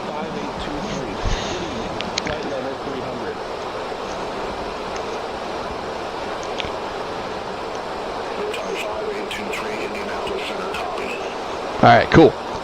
So, Where the Air Ends prologue, before the numbers broke. Jack Calder's operation had never been meant to grow. It had been meant to endure. It began the way most backcountry outfits did. One airplane, one pilot, and a map with more blank spaces than runways. In the early years, Jack flew an old piston single out of McCall, hauling mail, fuel, groceries, veterinarians, survey crews, and the occasional lost hiker into strips that were little more than scars in the forest. He learned the valleys the way the other men had learned city streets. by the way the wind bent around a bend in the river, by the color of the shadow on the north face, by the smell of snow before it fell. When the Kodiak replaced the old airplane, it wasn't because Jack wanted something modern. It was because the work had changed. More medevac calls, heavier loads, winters that grew less predictable and more violent. The communities in the Salmon River country and the Frank Church wilderness had aged, and with age came oxygen bottles, dialysis machines, and the kind of emergencies that did not wait for spring. The Kodiak made the impossible routine, but it also made the routine expensive. Turbine overhauls did not care about heroism. The insurance underwriters did not care about geography. The FAA did not care that a runway ended in a river instead of pavement. For years, the business balanced itself on seasonal miracles. Summer brought fire contracts, survey work, tourists who wanted to see the wilderness from the air. That money paid for the winter, when flights were fewer, harder, and often done at a loss because the alternative was no flight at all. Jack reinvested everything. New avionics for terrain and weather, full TKS, ice protection, mountain training for young pilots he hired and then personally mentored. Spare parts kept on hand because the nearest overhaul facility was a day's flight away. He never took much out. The operation was not a company to him. It was infrastructure, like a road that happened to be made of air. But infrastructure bleeds money quietly. A propeller overhaul that came due early, a bird strike that grounded an aircraft for weeks, a wildfire season that closed airspace when contracts were supposed to peak, a winter of record icing that doubled fluid consumption and halved dispatch reliability, an insurance market that decided mountain turbine single-engine operations. Sorry. Who was that?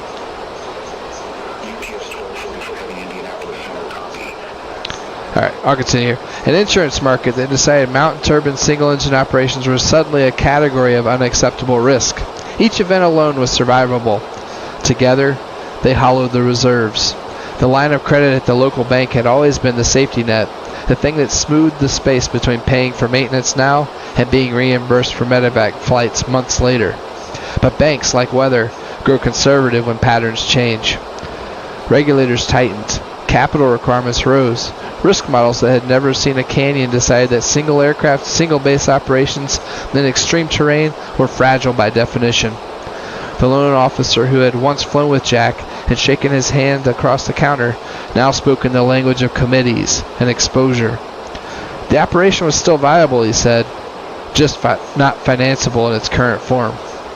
The solution was not another loan. It was ownership. A regional investment group had expressed interest, backed by logistics, money, infrastructure funds, and a belief that backcountry air service could be optimized the way shipping routes and trucking corridors were optimized. They saw data where Jack saw drainage patterns.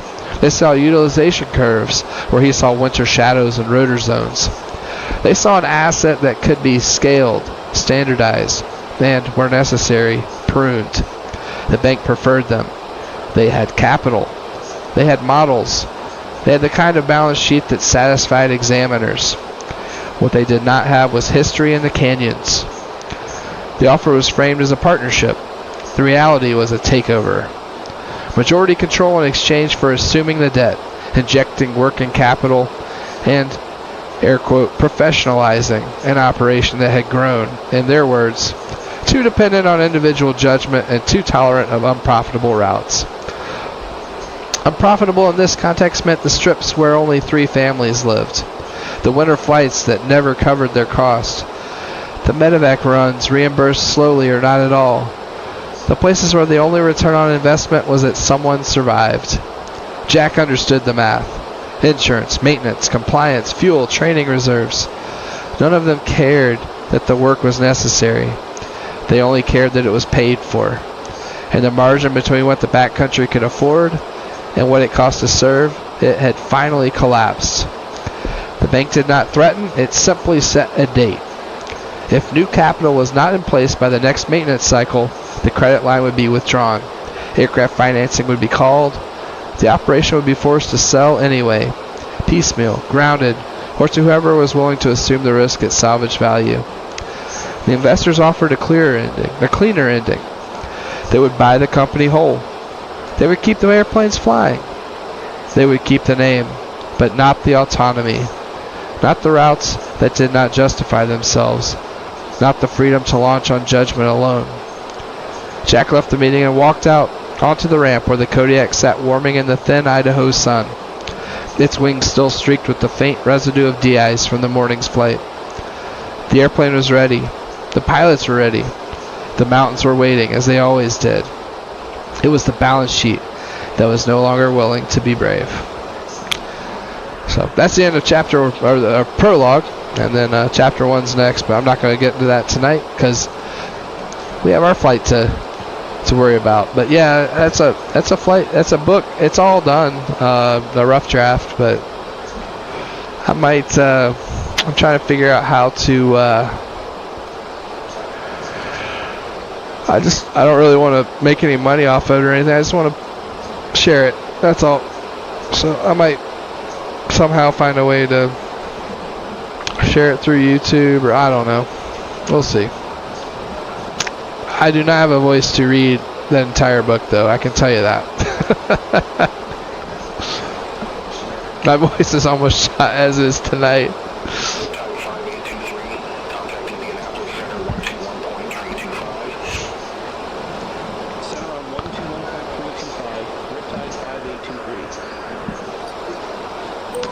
All right.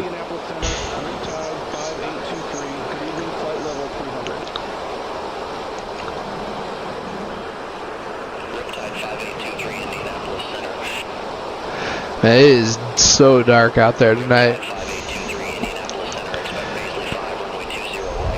Yes, 20 right. Let me accept that. I found it beyond ATC. It's better to just let your FO respond to that. It has trouble for whatever reason with that particular clearance. It has a hard time. Let's go ahead and punch this in here just so we make sure that the flight management computer is tracking ILS 20 right and the altitudes that we need to hit on the arrival into 20 right. And I just want to get the not 100% sure about guitar here. I'm pulling up the plate on my EFB really quickly, my real EFB, which I'm sorry I don't have a camera that can show that to you, but with little kids running around the house, I have not spent a lot of money on camera setups and other things for obvious reasons. I don't know how long they'd last. Yeah, I don't think we need a guitar, so I'm just going to go ahead and execute this. Execute. Alright, cool. So we should have the right, at least profile that the flight management computer is expecting for our top of descent and other items. And we'll verify these legs in just a minute. Let's get our performance data set.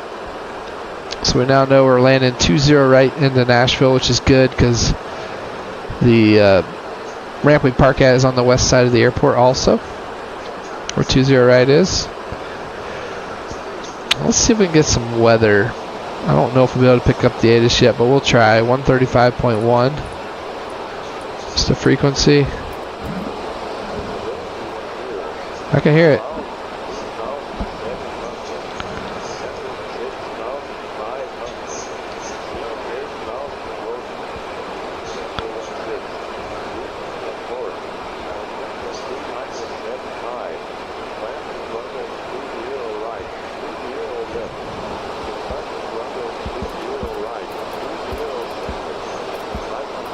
Whoop, I did not mean to do that. I don't know why I did that.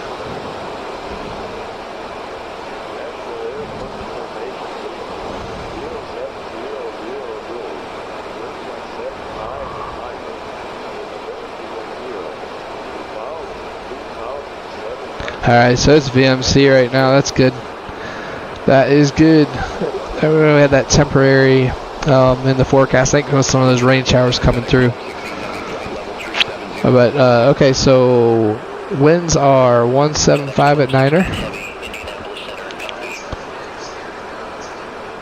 and QNH is going to be, let's see, they said it's 275 on the meters.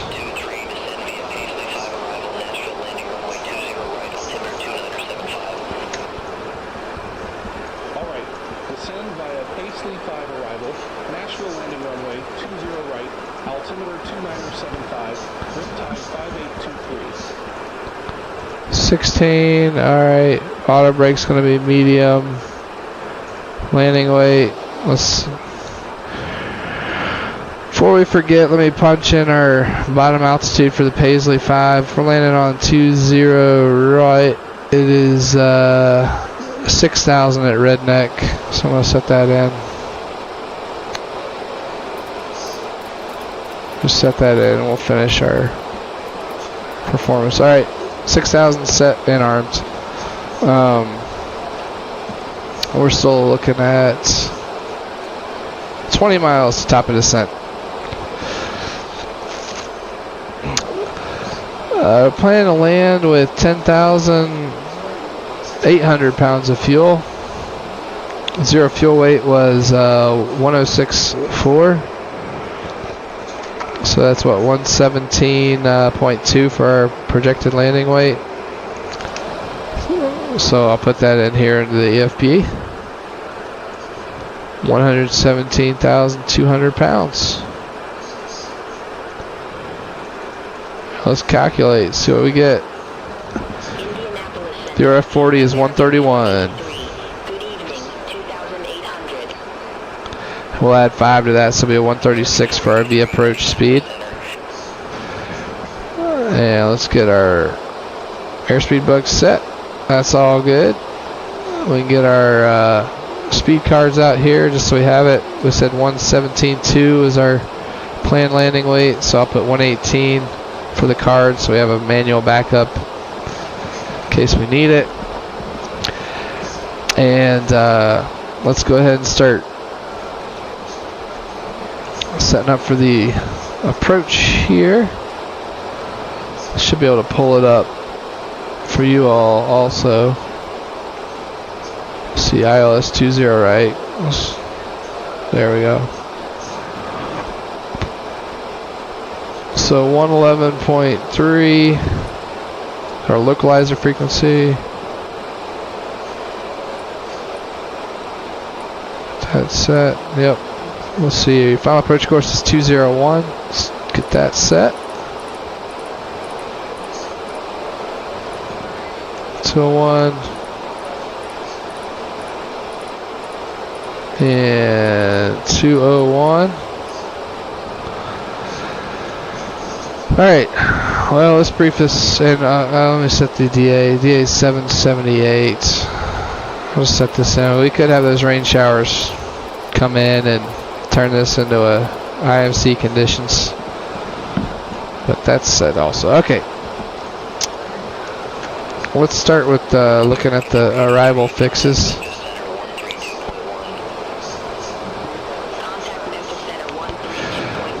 So first up we have Grote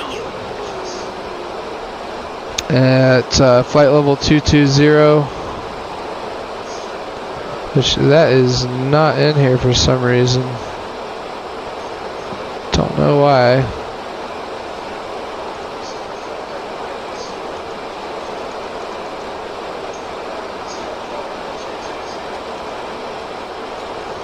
There we go. I don't know why it didn't have it set. Well, we're starting our descent now. Seatbelts on.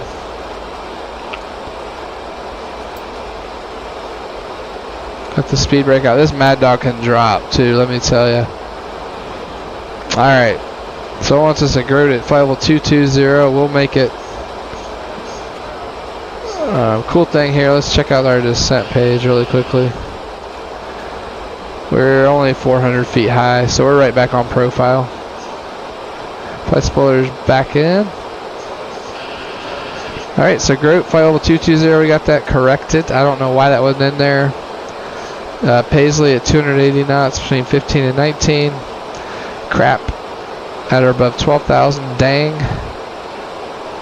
Hermitage, home of former President Andrew Jackson. And then Redneck at 210 knots at 6,000 feet. And then we have Vectors. So that matches. Let's switch over. I'll switch you all over to the approach plate here. And we're looking at Nashville International. 26 September 2511-5. ILS runway 20, right? 111.3 is the localizer frequency. It's set both sides. 201 is the approach course. At Opry, we should be at 2,000 feet. Showing that there. DA is 778 feet. We have that set. And if you look down at the bottom there, we need half a mile, or actually, let's see. RVR 4,000 at 3/4 a mile, 200-foot ceiling. Visibility is controlling on a ILS anyways, but we have 10 miles visibility right now. And you can see, look at the view out the window. Pretty good view of the interstate. So hopefully that good weather lasts all the way into Nashville. Airport elevation is 599. Touchdown zone elevation is 578. Pressurization is all set up and matches. Yep. MSA is 3,100 feet around Nashville VOR.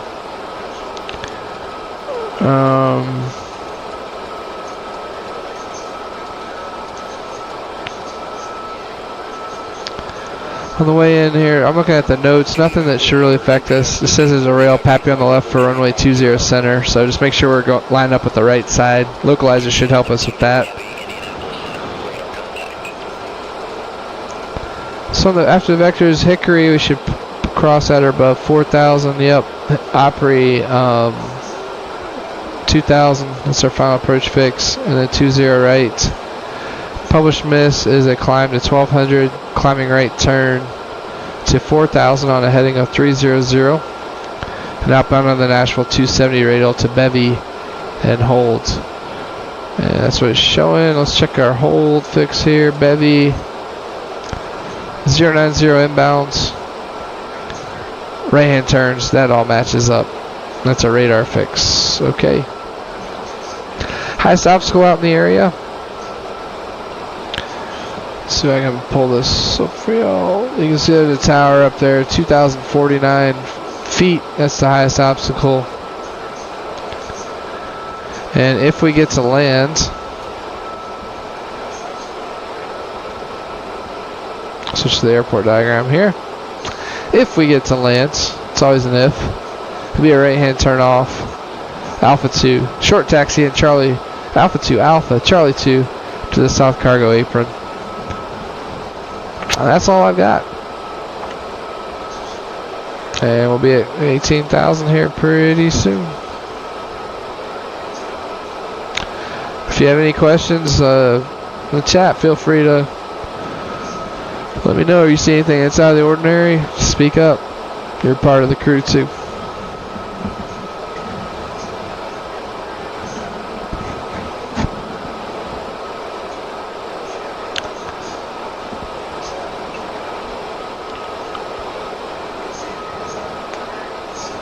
Alright, definitely a lot more lights visible on the ground for now, but you can see that rain picking up on our radar now.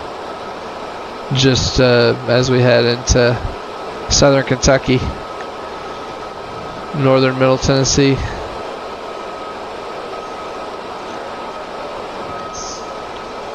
And I'm not sure the tilt control does anything in Flight Sim 2020 in the Mad Dog for the radar.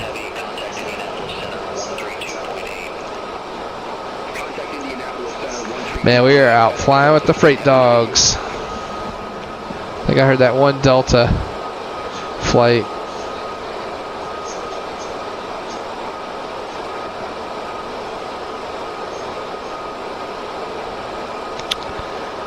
Alright, just gotta keep my eye on, when we go through 180, we gotta make sure we turn our landing light on in particular.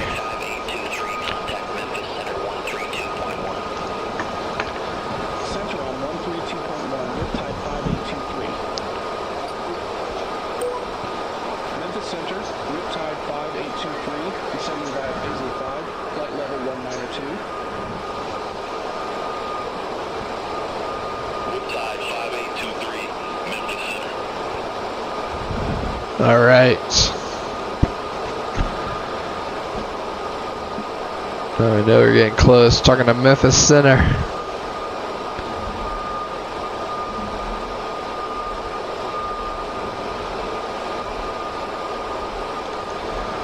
Almost 18.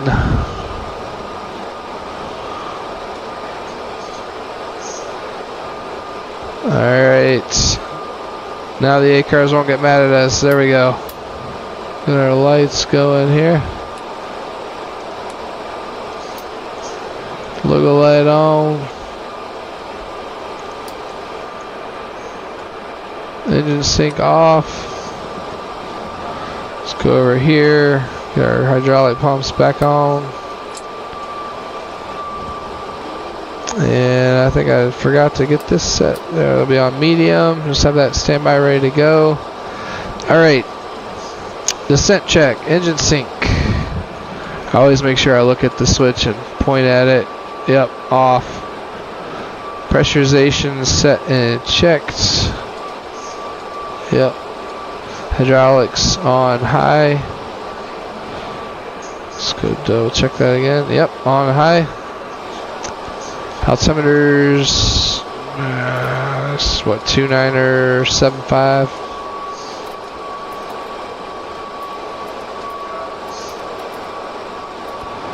Two-niner, 7.5, cross check.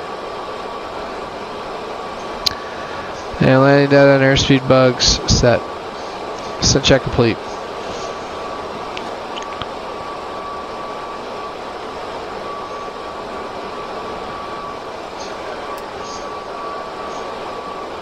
Yeah, hopefully Beyond ATC will do a good job of vectoring us onto the localizer. I think the last few times I've gone to Nashville, they've done a good job. There was a bug maybe a month and a half ago where it would crash the sim, but I think they fixed it in one of the 2 updates ago, so it should be good. But I have video proof that I've completed this flight if I have to submit a manual ACARS report. So that's one positive to streaming, right?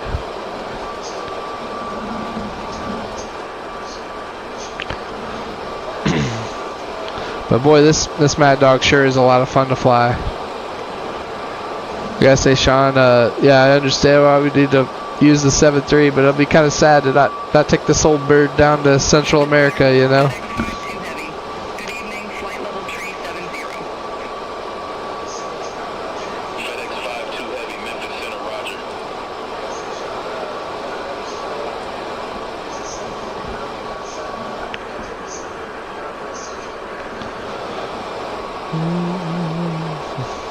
Let me see if this will... Yeah, there you go.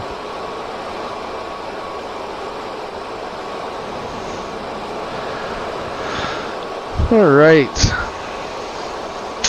I don't even make announcements to the players on these charters either, because they just want to sleep. They know the routine.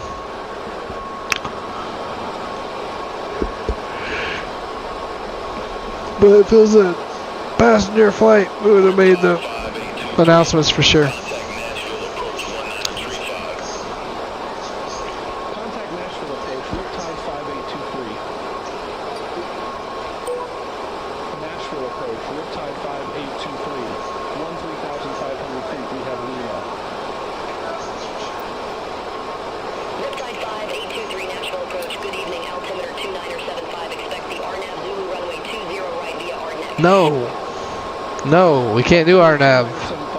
See, they're always trying to clear me for RNAVs. Riptide 5823. That's a negative. American for 83, 18 miles from Kramer, turn left, heading 20. Wait, there's American. That's another passenger. Established. Cleared ILS What? runway 20 left.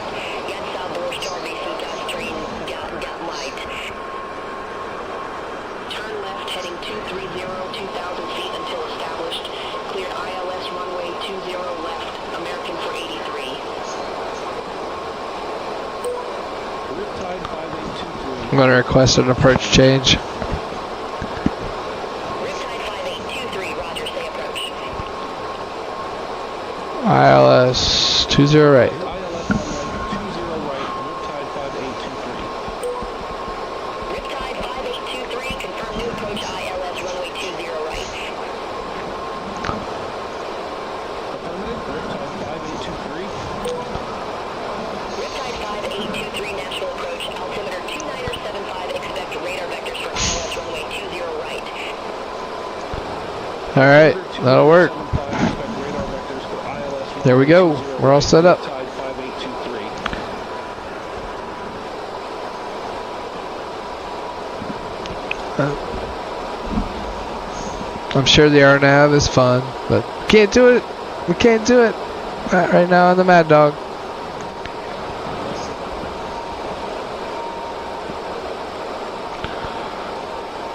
All right, that's 10,000 feet. Let me give them the bells in the back here.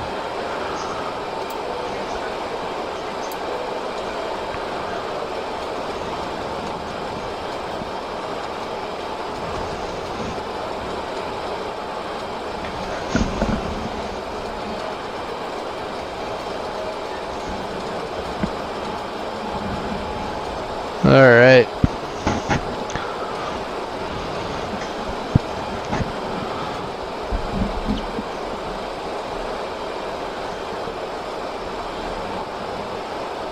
Well, this is another thing you gotta watch out for.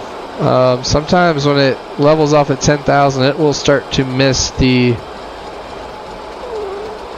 It'll level off and not continue following the vertical profile for the arrival. See,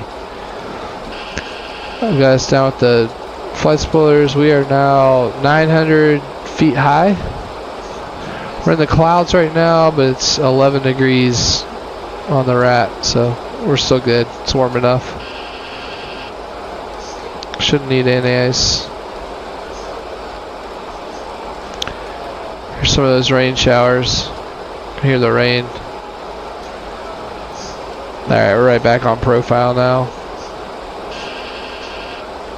We gotta be at 210 at Redneck. So we gotta get our flaps to 0.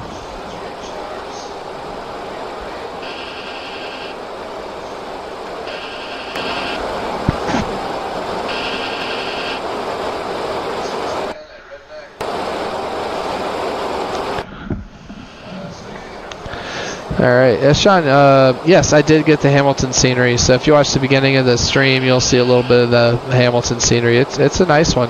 It was payware, though, but I didn't mind paying for it. You could tell whoever developed it, Simworks, I believe is his name, the developer's company's name, they did a fantastic job with it. So, alright, we're at flap 0, so our maneuvering speed is 174. Heading 290, expect radar vectors for ILS runway 20 right. Weaverneck heading 290, expect radar vectors for ILS runway 20 right, riptide 5823. Alright, so we'll be 290 heading after Redneck. I guess the computer can't figure out how to say Redneck.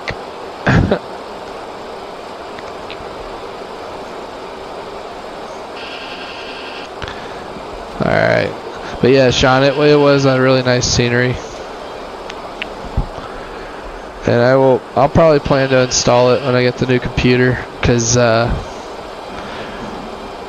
actually, I don't know if we'll be back to Hamilton again. Who knows?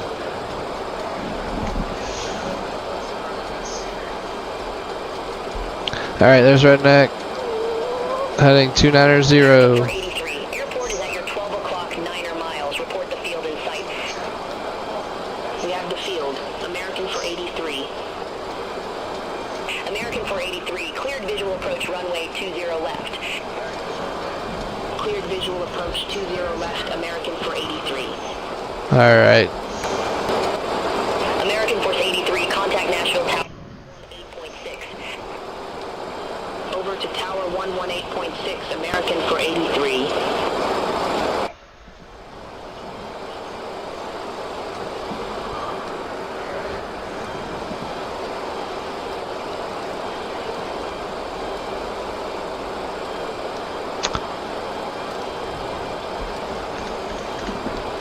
We're right in the edge of these rain showers, but Riptide 5823, 1 for miles from Hike, return left, heading 235, maintain 2,000 feet until established.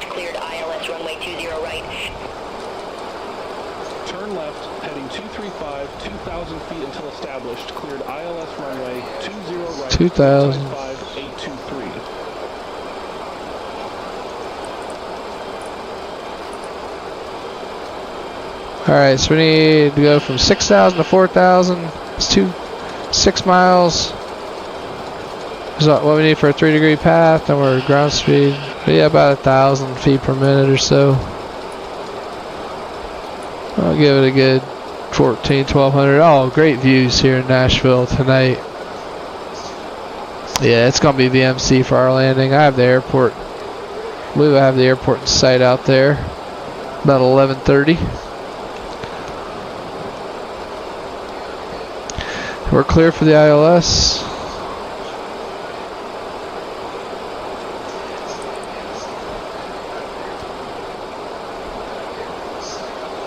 Alright.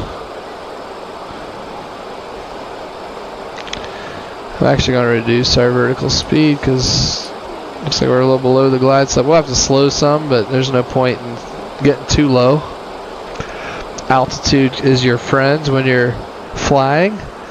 It buys you more time if something goes wrong.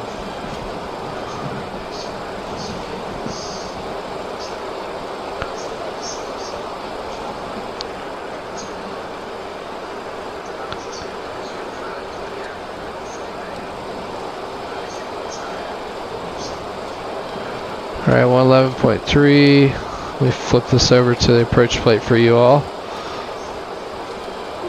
There you go.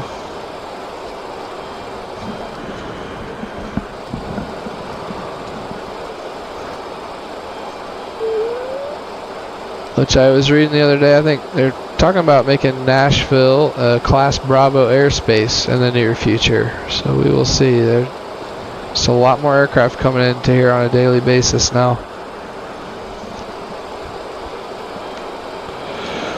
Alright.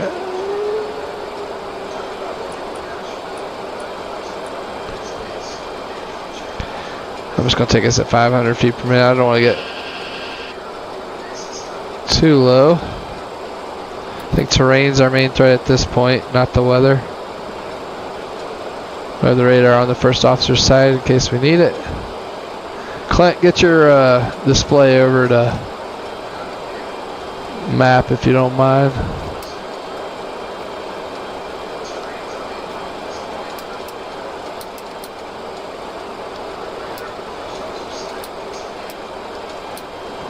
Can't see where his thing is.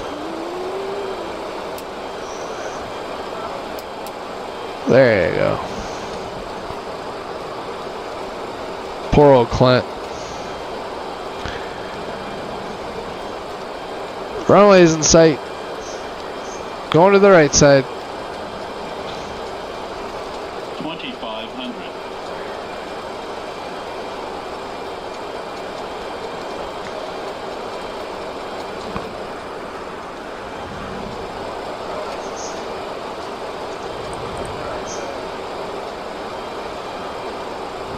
Alright, localizer alive. Loc capture.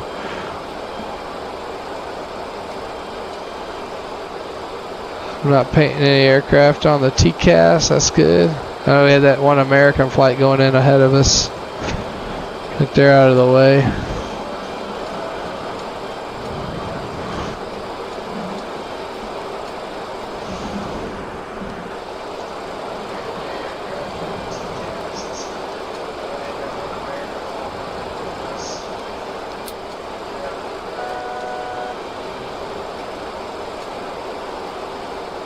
Riptide 5823, contact Nashville Tower 118.6. Over to Tower 118.6, Riptide 5823. Nashville Tower, Riptide 5823, ILS runway 20 right. Riptide 5823, Nashville Tower, wind 175 at 9 or runway 20 right, cleared to land. Runway 20 right, cleared to land. It's freezing up on me. Keep going, Sim. Don't crash on desktop. Definitely see the clouds picking up a little bit.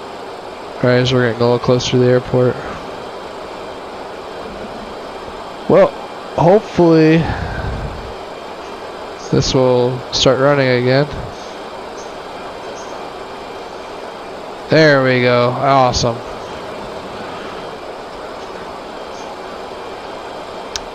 I never know with this computer. Sometimes it'll just crash on you.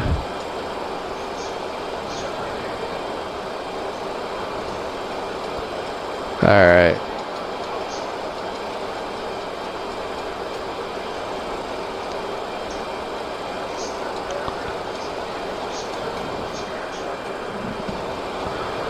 So I can see downtown out there. There's downtown Nashville.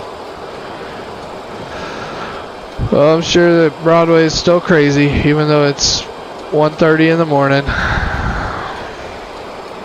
It's a crazy place down there.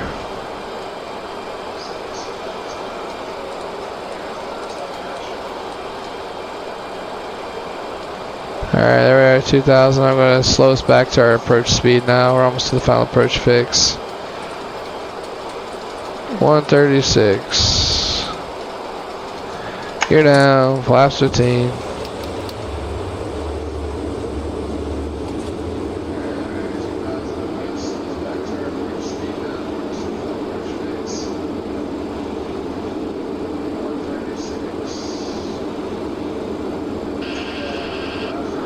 Class up slide, flaps 28.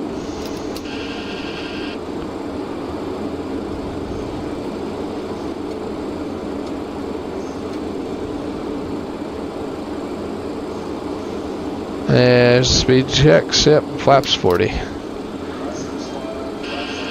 For landing check. For landing check, landing gear down 3 green. So I go around thrust on the bugs there we go. Ignition, wow, airspeed 10 knots low.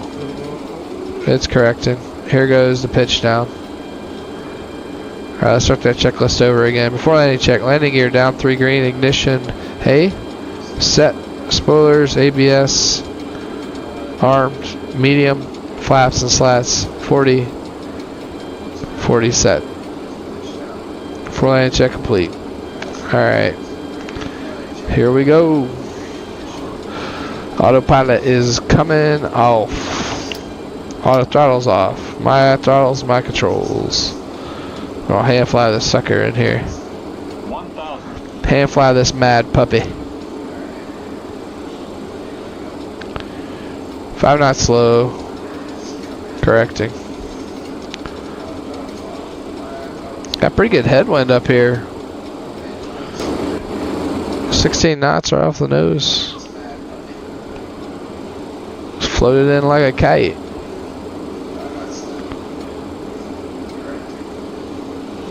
Up, 1 dial low, flying up. There we go.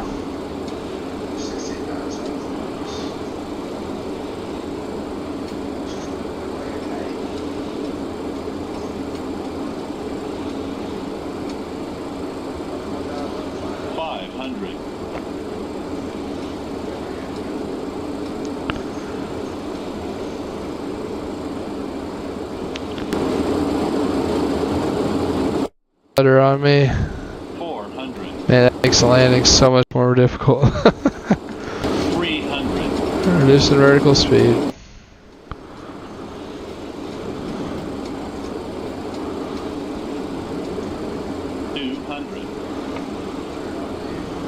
Now we got a left to right crosswind. 100. 50, 40, 30, 20, 10.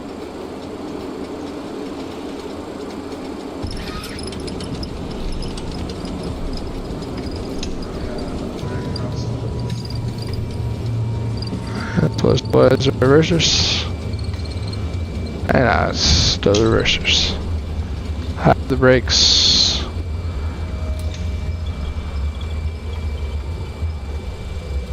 Alright, I have controls. Available taxiway. Exit next available taxiway, Riptide 5823.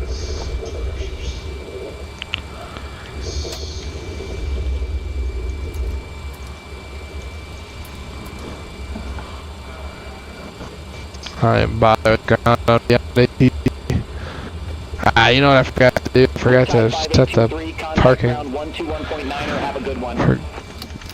GSX. 1.9er, Riptide 5823.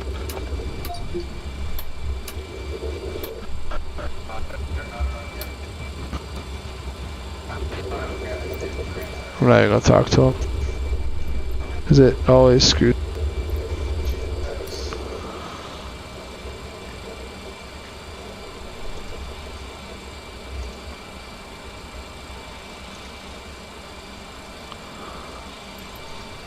Alright. Hey, there's our men. Awesome. Get the APU started.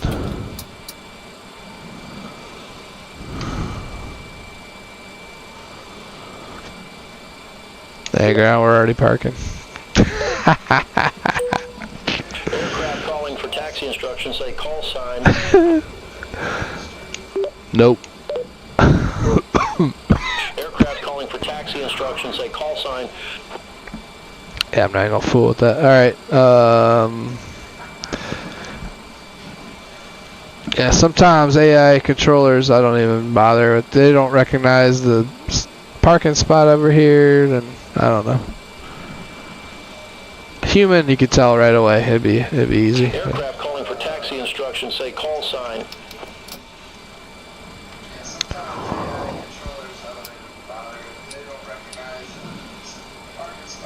Man, why did it stop moving?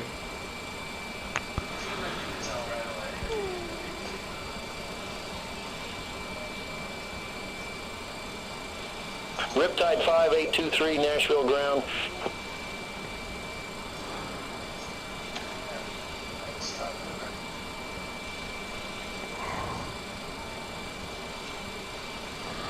There we go. We are in.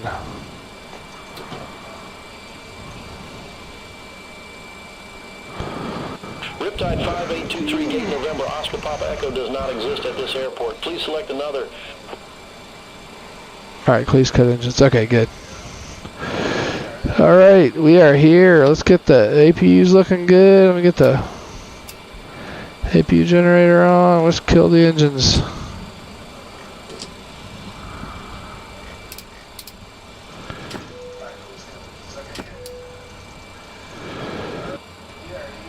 Yeah, there's that. Let's turn this off.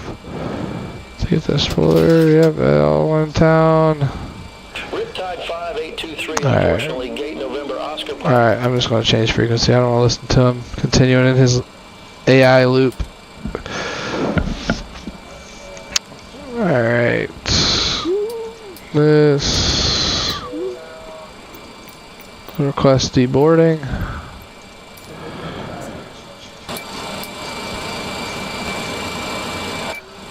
We get our external power hooked up.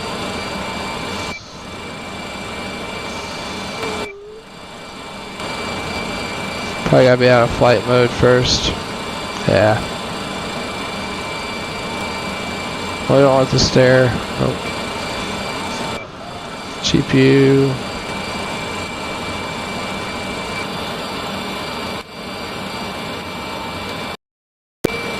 Oh my goodness.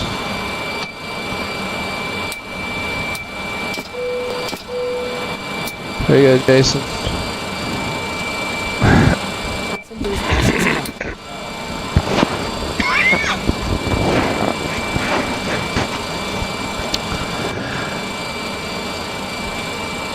Alright.